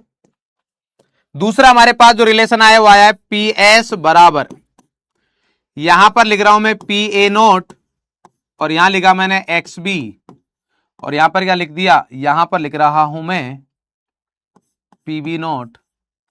एक्स बी है ना, तो बी वाला प्लस में आएगा, पी बी नोट माइनस का पी ए नोट। ठीक है। तो अगर मैं इसका ग्राफ बनाऊं, तब इसका ग्राफ कैसे बनेगा देखना, ध्यान से देखना। वाई एक्सिस पर क्या ले रहा हूं मैं, वाई एक्सिस पर लिया मान लीजिए मैंने पी एस। क्लियर, कोई दिक्कत? नो दिक्कत सर। ओके। एक्स एक्सिस पर क्या ले रहा हूं मैं, एक्स एक्सिस पर लिया मान लीजिए मैंने क्या, एक्स बी। एक्स एक्सिस पर क्या लिया मैंने, एक्स बी लिया, कोई दिक्कत? नो दिक्कत सर। ओके ठीक है भाई, समझ गए। अगर दिक्कत नहीं है तो अब मैं क्या इसको इससे रिलेट कर सकता हूं, बोले हाँ बिल्कुल करिए सर। इसका मतलब y क्या हो गया, ये हो गया y बराबर x कहां है, ये रहा, x भी क्या है हमारे पास, x है, x एक्सिस पर x प्लस इसका जो गुणनफल आता है वो क्या आता है, m। तो ये हो गया हमारे पास, इसको ऐसे लिख सकते हैं y बराबर mx, लिख दूं क्या मैं इसको, मतलब ऐसे लिख सकता हूं मैं, एक्स बी को बाद में लिख रहा हूं जानबूझ के, जिससे कि मैं आपको थोड़ा ज्यादा बेटर तरीके से रिलेट करवा सकूं, आपको कंफ्यूजन ना रहे। यहां पर आ गया हमारे पास एक्स बी, कैसे लिख रहा था मैंने, ऐसे लिखा था एक्स बी, ये आ गया हमारे पास। तो यहां पर आ गया y बराबर एम एक्स, ये आ गया m, और ये आ गया x। x क्या है हमारे पास ये, और m क्या है पूरा ये पूरा क्या हो जाएगा m, और ये क्या आ जाएगा c। मतलब y बराबर एम एक्स प्लस सी का ग्राफ बन रहा है। ये किसका बन रहा है, y बराबर एम एक्स प्लस सी, मतलब ये भी सरल रेखा बन रहा है भाई। ये y, ये m, ये x और प्लस में c, इसको बाद में लिखो चाहे पहले लिखो, एक ही बात है। तो ये आ गया y बराबर एम एक्स प्लस सी का ग्राफ, यस और नो, बोले हाँ सर।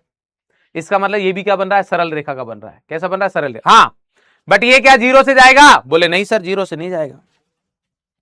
तो अगर मैं एक्स बी का मान यहां पर रख दूं जीरो, तो अब इधर की तरफ जब जाएंगे तो एक्स बी का मान बढ़ता जाएगा, और एक्स बी का अधिकतम मान कितना हो सकता है, एक हो सकता है। एक्स बी का अधिकतम मान कितना हो सकता है, एक। भाई मोल भिन्न का योग एक से ज्यादा थोड़ी ना कर दोगे, है कोई ऐसा जांबाज बोला सर दो कर सका है, तीन कर सका, आ रहा है बेटे कितना कर देंगे सर, हमारी तो घर की बात है। हाँ बेटे, फिर पेपर भी घर पे ही देना, और कॉलेज भी घर पे खुलवा लेना एक एमबीबीएस वाला। उसमें क्या करना रहेगा, उसमें पापा जी यानी कि जो पापा है आपके, वो मारेंगे आपको जूते, और आपकी खाल हो जाएगी बिल्कुल लाल, हो सकता है वहां से खाल थोड़ी हट भी जाए, उस पर फिर लेप लगाने का कार्य रहेगा आपका। आपका नाम हो जाएगा डॉक्टर लेप लगाने वाले,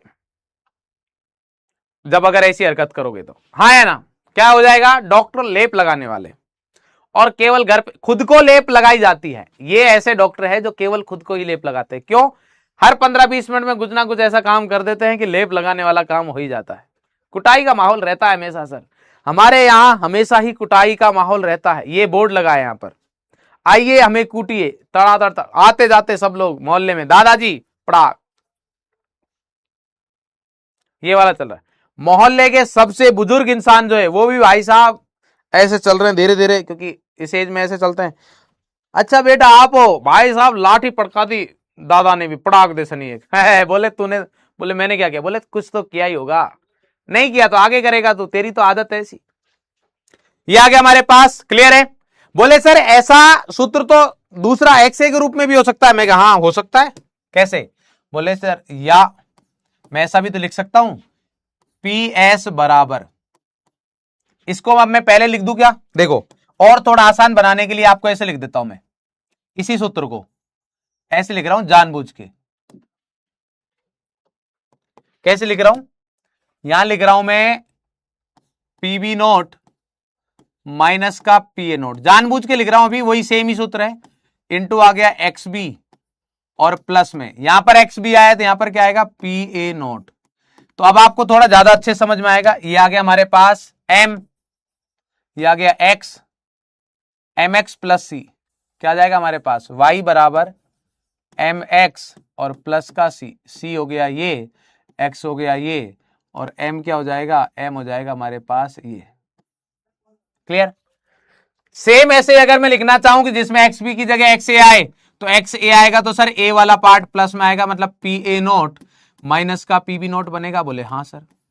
और यहां पर आ गया एक्स ए और प्लस में क्या बनेगा, प्लस में बनेगा हमारे पास पी ए नोट की जगह यहां ए आया तो यहां पर क्या जाएगा, पी बी नोट। क्लियर है क्या? बोले हाँ सर। तो यहां पर अगर मैं इसको रिलेट करवाऊं तो y बराबर क्या बनेगा, y बराबर ये आ गया m x और प्लस में क्या आ गया c। तो यहां पर x क्या आ गया, ये आ गया, यहां पर हमारे पास ये आ जाएगा m और ये हो गया c। क्लियर? कोई दिक्कत? नो दिक्कत। तो अब y एक्सिस पर क्या रखना है मेरे को, y एक्सिस पर रखना है क्या, ps, तो वो तो है ही सर, वो तो है ही हमारे पास। अच्छा x एक्सिस पर क्या है यहां पर, अब हमारे पास x एक्सिस पर है कौन, एक्स ए, तो यहां पर ये x भी रखा है तो मैं एक्स ए भी रख देता हूं। तो यहां पर x लिख देता हूं मैं, क्या लिख देता हूं मैं, x। अरे भाई क्या हो गया, x लिख रहा हूं मैं। x का मतलब क्या है, मोल भिन्न है, अब वो a और b दोनों का है। तो एक्स बी अगर यहां पर 1 है तो एक्स ए का मान कितना होगा, 0। क्यों? क्योंकि सर मोल भिन्नों का योग तो 1 आना चाहिए, तो एक्स बी प्लस एक्स ए 0 आ रहा है। इसका मतलब यह है कि एक्स ए का मान यहां से बढ़ता जा रहा है और यहां पर एक्स ए का मान कितना आ गया, अधिकतम हो गया 1, और यहां पर एक्स बी का मान बढ़ता जा रहा है। किसका मान बढ़ता जा रहा है, एक्स बी का, और यहां एक्स बी का मान बढ़ के कितना हो गया, 1। क्लियर है क्या? बोले हाँ सर। और रेखा कौन सी आएगी, सरल रेखा ही आएगी, सरल रेखा का ग्राफ है। ठीक है, बस ये है कि अब मैं यहां पर एक्स ए और एक्स बी दोनों को लेके चल रहा हूं। क्लियर है? अब हम क्या मान रहे हैं ग्राफ में, मान लेते हैं माना बी अधिक वाष्पशील है।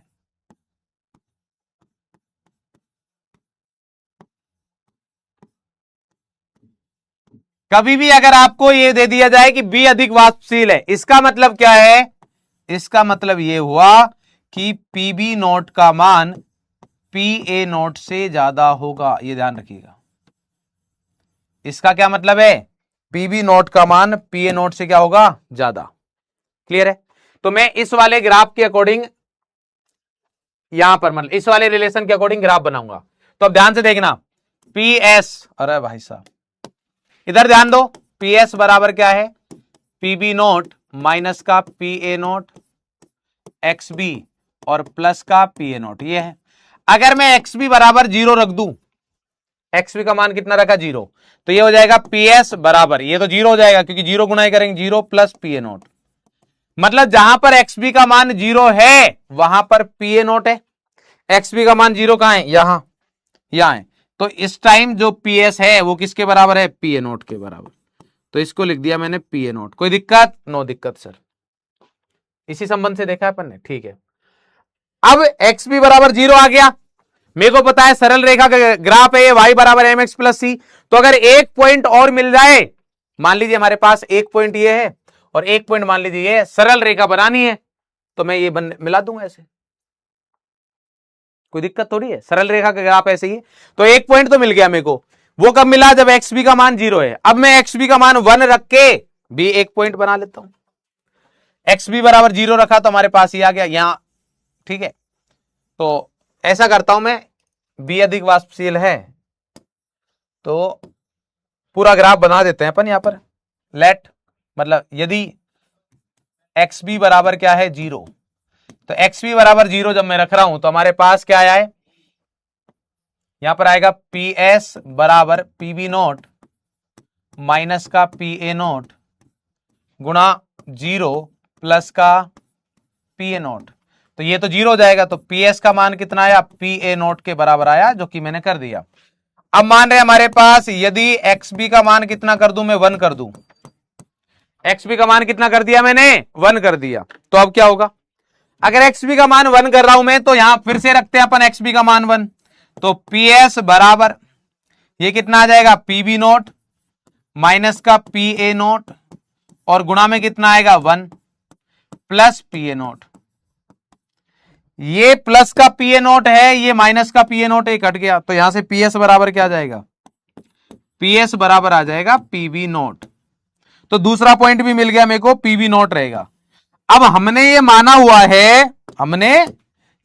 हुआ है कि हमारे पास पीबी नोट का मान पीए से ज्यादा है, इसका मतलब पीए नोट से, इसका मतलब अगर ये पीए नोट आ रहा है तो पीबी नोट का मान इससे कहीं ज्यादा होगा, तो मैं मान लेता हूं ये हो गया, इसको क्या बोल दिया मैंने, पीबी नोट। तो इन दोनों पॉइंटों को मिला दो, हमारे पास ग्राफ आ जाएगा।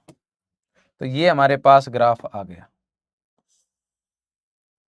ये हमारे पास किसको बता रहा है, ये पूरा ग्राफ विलियन को बताएगा। पीएस बराबर मतलब पीएस बता रहा है, पीएस, ये ग्राफ किसका है, पीएस का। जहां पर रिलेशन अगर लिखना चाहो तो आप कौन सा लिख सकते हो, ये वाला लिख दो, चाहे ये वाला लिख दो, और चाहे हमारे पास ये लिख दो, P A not X A plus PB not X B. हर एक ग्राफ बताया आपको, पहले मैंने सिंपल वाला बताया, फिर ये बताया, क्लियर है क्या, हर एक चीज डन है। यहीं पर आप चाहो तो दूसरे वाले ग्राफ भी बना सकते हो। दूसरे कौन से, ये तो आ गया हमारे पास, ये एक ग्राफ हमारे पास जहां पर एक्स बी 0 और पीबी नोट वाला, ये वाला ग्राफ पीबी और एक्स बी वाला। तो अगर ये वाला ग्राफ बनाऊंगा तो सरल रेखा का जो कि 0 से स्टार्ट होता है, तो एक्स बी 0 कहां पर है, यहां पर, तो यहां से स्टार्ट करके और अपन कहां लेके जाएंगे इसको, पीबी नोट तक। ये आ गया हमारे पास, ये ग्राफ आ गया। ये कौन सा ग्राफ है, ये पूरी रेखा पर कहीं पर भी अगर बात करोगे तो ये पीबी को बताएगा, पीबी बराबर पीबी नोट एक्स बी। किसको बताएगा, ये पीबी को। ये किसको बताएगा, पीबी को बताएगा। मतलब इस पॉइंट पर, जैसे इस पॉइंट पर अगर प्रेशर, तो यहां पर मतलब यहां कुछ एक्स बी का मान रहेगा, जैसे एक्स बी बराबर 0.3, तो एक्स बी का मान 0.3 के अनुसार यहां पर इसका कुछ वाष्प दाब, आंशिक दाब आ जाएगा। सेम अगर मान लीजिए मैं बोलूं इस पॉइंट पर क्या होगा, इस पॉइंट पर हमारे पास एक्सपी का मान मान लो 0.7 है, तो हमारे पास इसका वाष्प दाब क्या होगा। तो मैं क्या करूंगा, ग्राफ में ऊपर जाऊंगा बिल्कुल यहां, और यहां पर जो पॉइंट आएगा वही हमारे पास पीबी रहेगा। बोले सर अगर मैं यहां गया तो, मैं कहा ये वाली कौन सी रेखा है, बोले सर विलियन की, तो यहां विलियन का वाष्प दाब आ जाएगा। बोले सर ऐसे तो फिर अपन वो भी बना सकते हैं एक्स ए वाला, मैं कहा बिल्कुल बना सकते हैं, कौन मना कर रहा है, वो भी बनाएंगे। तो अगर एक्स ए वाला ग्राफ बनाऊंगा तो एक्स ए वाला ग्राफ हमारे पास ये आएगा। यहां लिख देता हूं, हमारे पास ये क्या आएगा, पी ए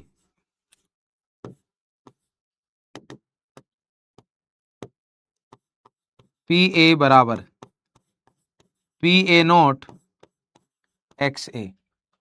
पी ए बराबर क्या आएगा, पी ए नोट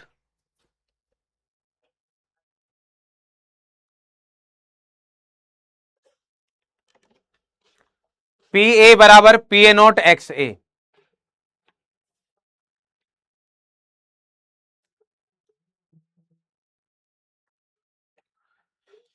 ये हमारे पास 0 से यहां पर ये ए वाला ग्राफ है, कैसे पता चला, एक्स ए बराबर 0 से एक्स ए बराबर 1 वाला ग्राफ 0 से स्टार्ट हो रहा है एक्स ए के लिए।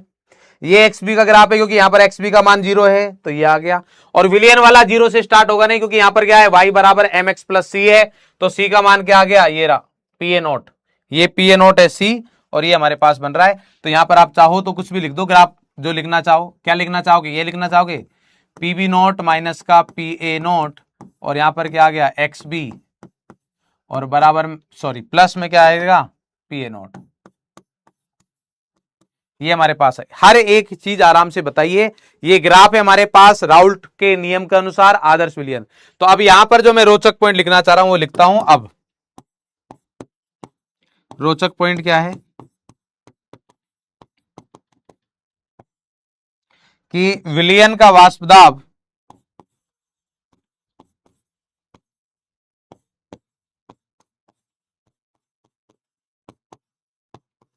तथा विलय या विलायक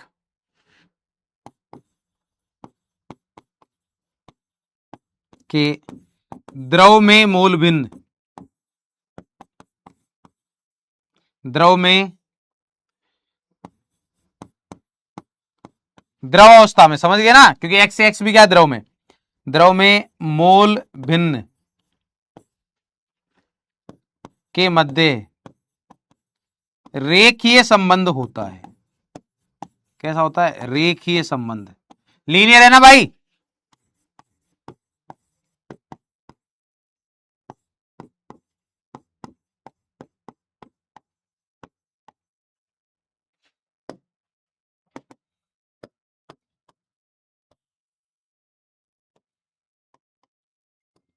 तो ये हमारे पास बहुत ही इंपॉर्टेंट चीज है।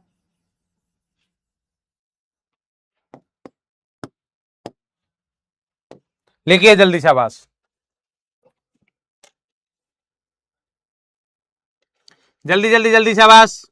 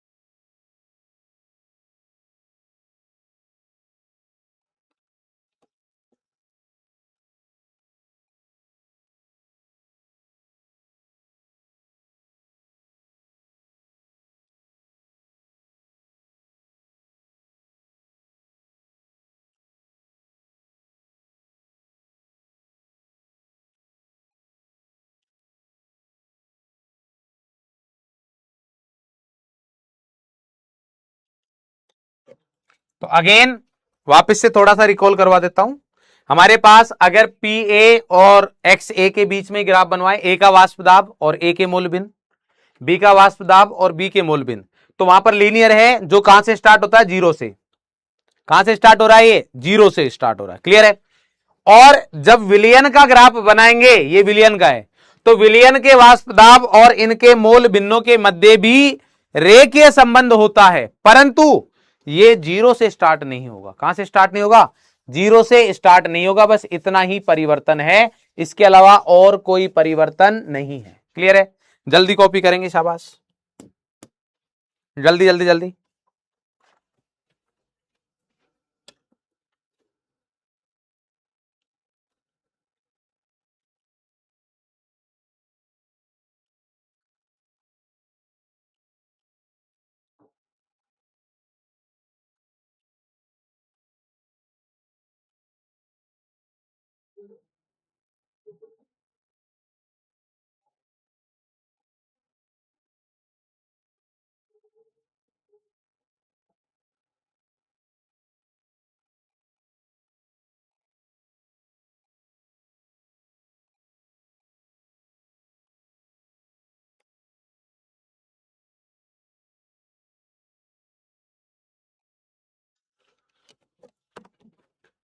ग्राफ में कंफ्यूजन कुछ नहीं बेटा, एक बार वापस से बनाइएगा, समझ में आएंगी सारी चीजें। सिंपल y बराबर एम एक्स प्लस सी का ग्राफ आपको आना चाहिए। y बराबर एम एक्स प्लस सी का ग्राफ जीरो से स्टार्ट ना होके ऊपर स्टार्ट होगा। क्लियर है? और बाकी सारी चीजें मैंने बता दी आपको। ठीक है? ये हमारे पास है। अब इससे संबंधित हमारे पास एक बार क्वेश्चन देखते हैं, थोड़ा सा हल्का सा। एक मोल हेप्टेन दे रखा है जिसका वाष्प दाब दे रखा है 92 mm ऑफ Hg को 4 मोल ऑक्टेन जिसका वाष्प दाब दे रखा है 31 mm ऑफ Hg में मिलाया जाता है। तो विलियन का वाष्प दाब ज्ञात करो। क्या ज्ञात करो? विलियन का वाष्प दाब। तो यहां पर हमारे पास विलियन के वाष्प दाब के लिए क्या करना है कि PS बराबर P heptane plus P octane. P heptane plus क्या आएगा? P octane. हाँ बेटा, बिल्कुल न्यूमेरिकल पूछे जाते हैं। न्यूमेरिकल करेंगे अपन नेक्स्ट क्लास में। अभी हमारे पास जो एक क्लास चलेगी और इससे आगे न्यूमेरिकल करेंगे।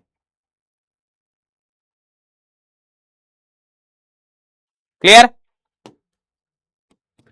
तो यहां पर हमारे पास पीएस दे रखा है P heptane plus P octane. अब मेरे को पी हेप्टेन निकालना है, तो आप सभी को पता है अगर ये वाली चीज निकालनी हो तो क्या आएगा? पीएस बराबर P not heptane into x heptane plus P not octane into क्या आएगा? X octane. P not heptane का मान अब ये दे रखा है हमारे पास, ये 1 मोल हेप्टेन का वाष्प दाब दे रखा है, इसका मतलब ये पी नॉट हेप्टेन है, और यहां पर ऑक्टेन दे रखा है, इसका मतलब क्या है, पी नॉट ऑक्टेन, ये तो दे रखा है। बट मेरे पास मोल भिन्न नहीं दे रखे, मोल दे रखे, ध्यान रखना ये मोल है, कभी यहां पर ये एज इट इज रख दो। तो एक्स हेप्टेन जब मैं निकालूंगा तो क्या बताया था, जिसके मोल भिन्न उसी के मोल ऊपर अंश में, और नीचे क्या आ जाएगा, कुल मोल। तो एन हेप्टेन कितना है, 1 कुल कितना है, 1+4 बराबर आ गया 1/5। और अगर एक्स ऑक्टेन निकालना रहा तो एक्स ऑक्टेन में आप ऐसा बोल सकते हो 1 - एक्स हेप्टेन, ऐसे कर लो, या दूसरा तरीका एन ऑक्टेन बटे एन कुल। तो एन ऑक्टेन कितना है हमारे पास, 4, और कुल कितना है, कुल वही 5, तो ये रख दो हमारे पास यहां पर। बाकी इसका दूसरा सूत्र भी लगा सकते थे आप, कौन सा वाला, ये वाले सूत्र भी लगा सकते हो।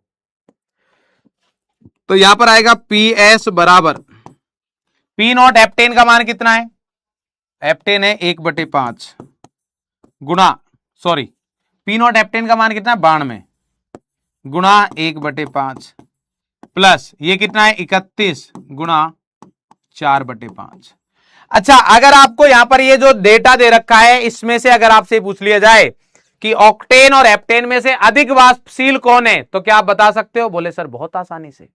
मैं कहा कैसे, बोले सर ये 92 है, ये 31 है, जिसका वाष्प दाब ज्यादा होगा वो अधिक वाष्पशील होगा, तो इसका मतलब हेप्टेन अधिक वाष्पशील है और ऑक्टेन कम है। क्लियर है क्या। अब इनको अगर हमारे पास देखे तो पहले लघुत्तम ले लो, कितना आ जाएगा 5, तो ये आ जाएगा 92, यहां पर आ जाएगा 31 गुणा 4 करेंगे तो ये आएगा 124, सही है शायद, हाँ 124। तो 124 और 92, 4 और 2 6, 2 और 9 11, 1 और 1 2, 216/5। तो 216/5 करेंगे हमारे पास तो कितना आएगा, 5 चौको 20, 1 बचा, 5 तिया 15, 1 बचा, 5 दूनी 10 mm ऑफ Hg, 43.2। क्या आप लोगों का आंसर भी यही आया है, क्या आप लोगों का आंसर भी यही आया है क्या, जल्दी बताएं।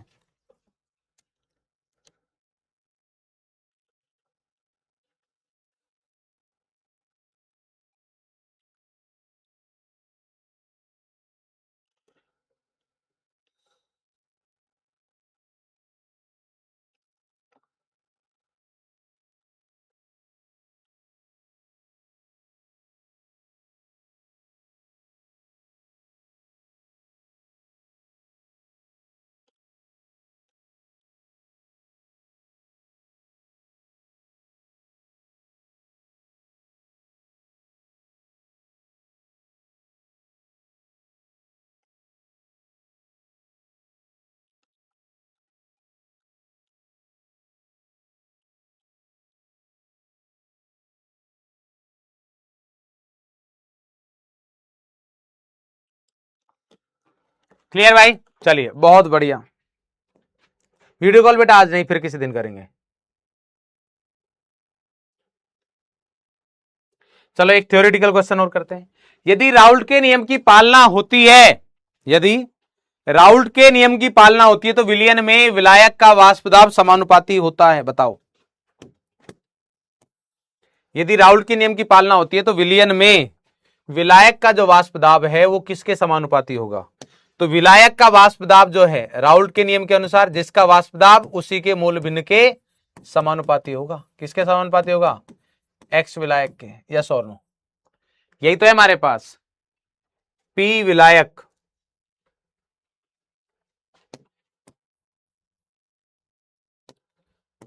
पी विलायक जो है उसी के मूल भिन्न के समानुपाती होगा।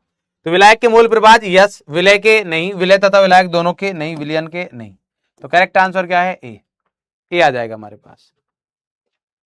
क्योंकि ये क्या पूछ रहा है, विलयन में विलायक का वाष्प दाब, तो विलायक का वाष्प दाब किसके समानुपाती रहेगा हमारे पास, विलायक के मूल भिन्न के समानुपाती रहेगा।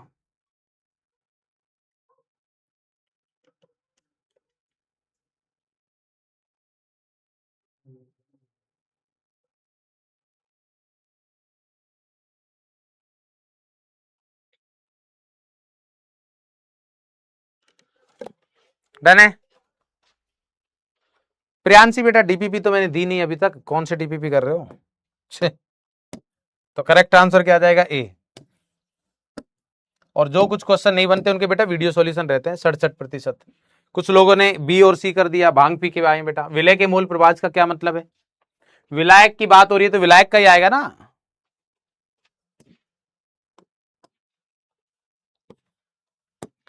चलिए एक आर आई क्यू कॉन्सेप्ट पढ़ते हैं अपन।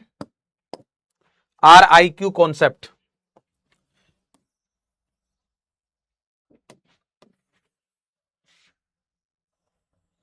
ये वाली चीज हो गई है, बस ये लास्ट कॉन्सेप्ट है आज का, क्योंकि अगर कल पढ़ेंगे अपन तो कल ये डायग्राम फिर से बनाना पड़ेगा और उसमें टाइम लगेगा। ये हमारे पास R I Q concept. R I Q concept मतलब rank improvement. R I concept rank improve, R I C मतलब रैंक इंप्रूवमेंट कॉन्सेप्ट।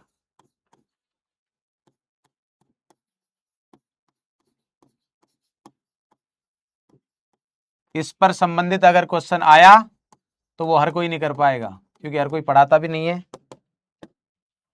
तो मैं कोई भी चीज नहीं छोड़ना चाहता। आर आई सी क्या रहेगा हमारे पास, देखिए। हाँ 3 मिनट, ये तो 3 मिनट का ही है, 3 से 4 मिनट का ही है।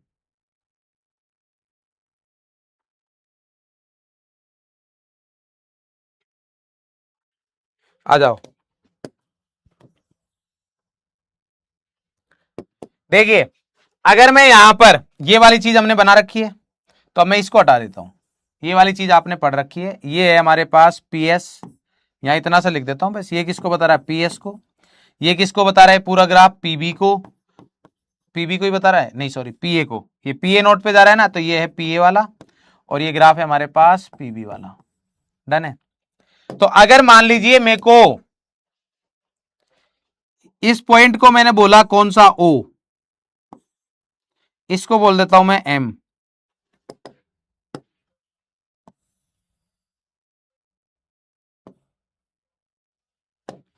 ये हमारे पास है एम, ये हमारे पास एन और ये हमारे पास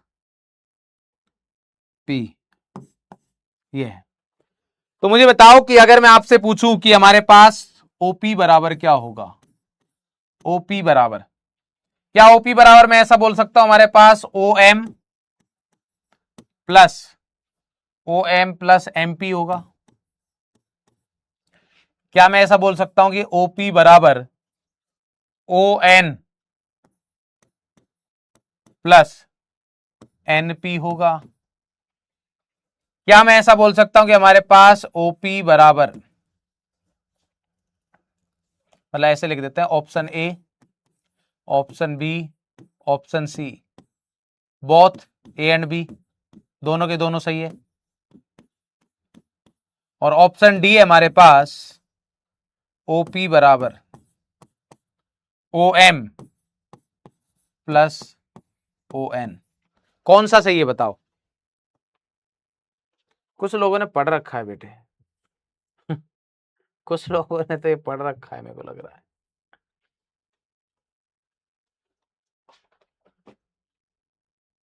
निम्मी कुमारी तो बेटा वापस से एक बार देख लीजिएगा। निम्मी बेटा वापस से देख लेना, चीजों से भागोगे तो थोड़ी ना समझ में आएगा। निशा हाँ बेटा दोबारा से बना लेना, थोड़ा ठीक रहेगा, या फिर आप उसी ग्राफ में पॉइंट बना लेना अगर जगह हो, बट वो ग्राफ है ना गंदा हो जाएगा, इसलिए दोबारा से बना लेना। हाँ भाई, तो इसका जो करेक्ट आंसर है हमारे पास वो है ये। बहुत बहुत तगड़ा क्वेश्चन है ये। ऐसा क्यों? क्योंकि ओपी का मतलब क्या है? ओपी का मतलब ये ओ पॉइंट है 0, ये पी, पी वाला पॉइंट किस पर है? ये विलियन वाले पॉइंट पर है। इसका मतलब ओपी जो है हमारे पास, ओपी किसको बता रहा है? विलियन का वाष्प दाब। ओपी किसको बता रहा है? ओपी है विलियन का वाष्प दाब। तो विलियन का वाष्प दाब किसके बराबर होगा? विलियन का वाष्प दाब तो किसके बराबर होता है? पी ए प्लस पीबी के बराबर होता है।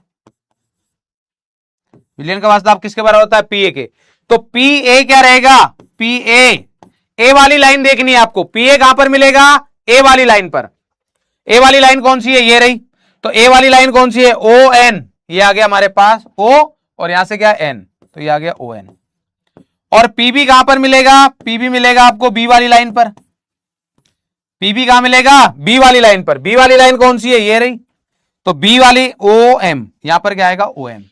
तो इसलिए अब अपन बोल देंगे हमारे पास की OP बराबर, OP विलियन का वास्तव मतलब PS, तो PS किसके बराबर होगा? PS बराबर होगा PA प्लस PB के। तो यहां से आ जाएगा OP बराबर क्या आ जाएगा? OM प्लस ON लिख दो या ON प्लस OM बोल दो, एक ही बात है। तो बहुत ही जबरदस्त पॉइंट था ये, ठीक है। अच्छा, इससे संबंधित अपन क्वेश्चंस करेंगे बहुत सारे, ये हमारा होमवर्क है, ठीक है। इसके अलावा हमारे पास ये वाला कर सकते हैं कि अभिवाष्प वाला मैंने समझाया नहीं है, ये वाला रहने देना, बाकी ये दोनों कर सकते हो आप, ये भी कर सकते हो क्या? प्राप्त विलयन का वास्तव, हाँ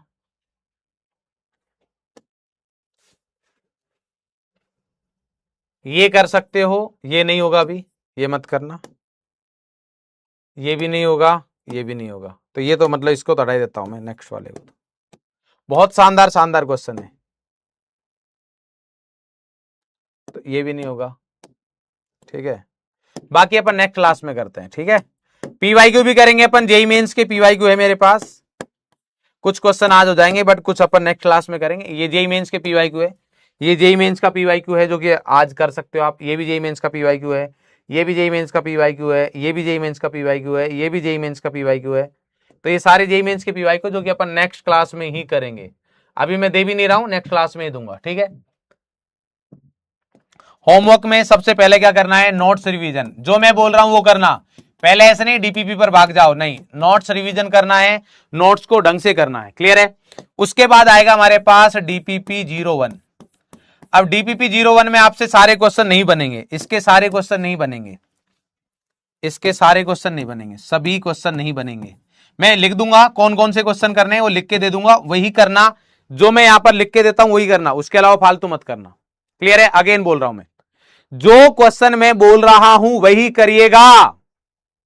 टेस्ट एनालिसिस का वीडियो आज आपके पास आ जाएगा, मॉड्यूल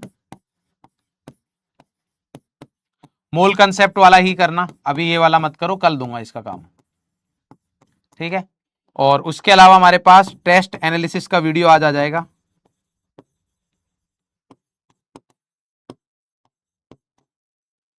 कैसे करना है उसका वीडियो आज मिल जाएगा।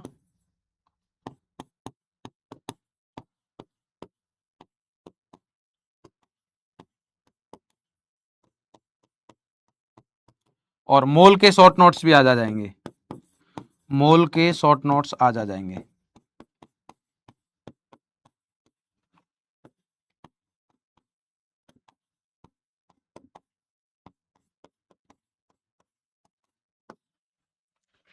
ठीक है, चलिए भाई, बहुत बहुत धन्यवाद आप सभी को, ठीक है। 10:50 हो गए। शायरी, शायरी कैसी शायरी सुनोगे बताओ, जल्दी बताओ, कैसी शायरी सुनना चाहोगे?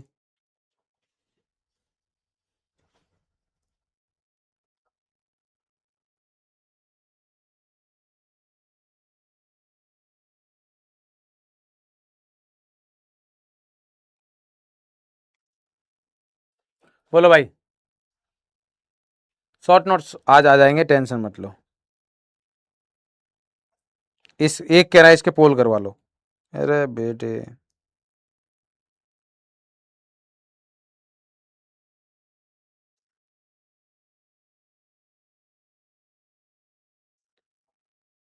रोमांटिक मोटिवेशनल दो ही आ रही है भाई साहब।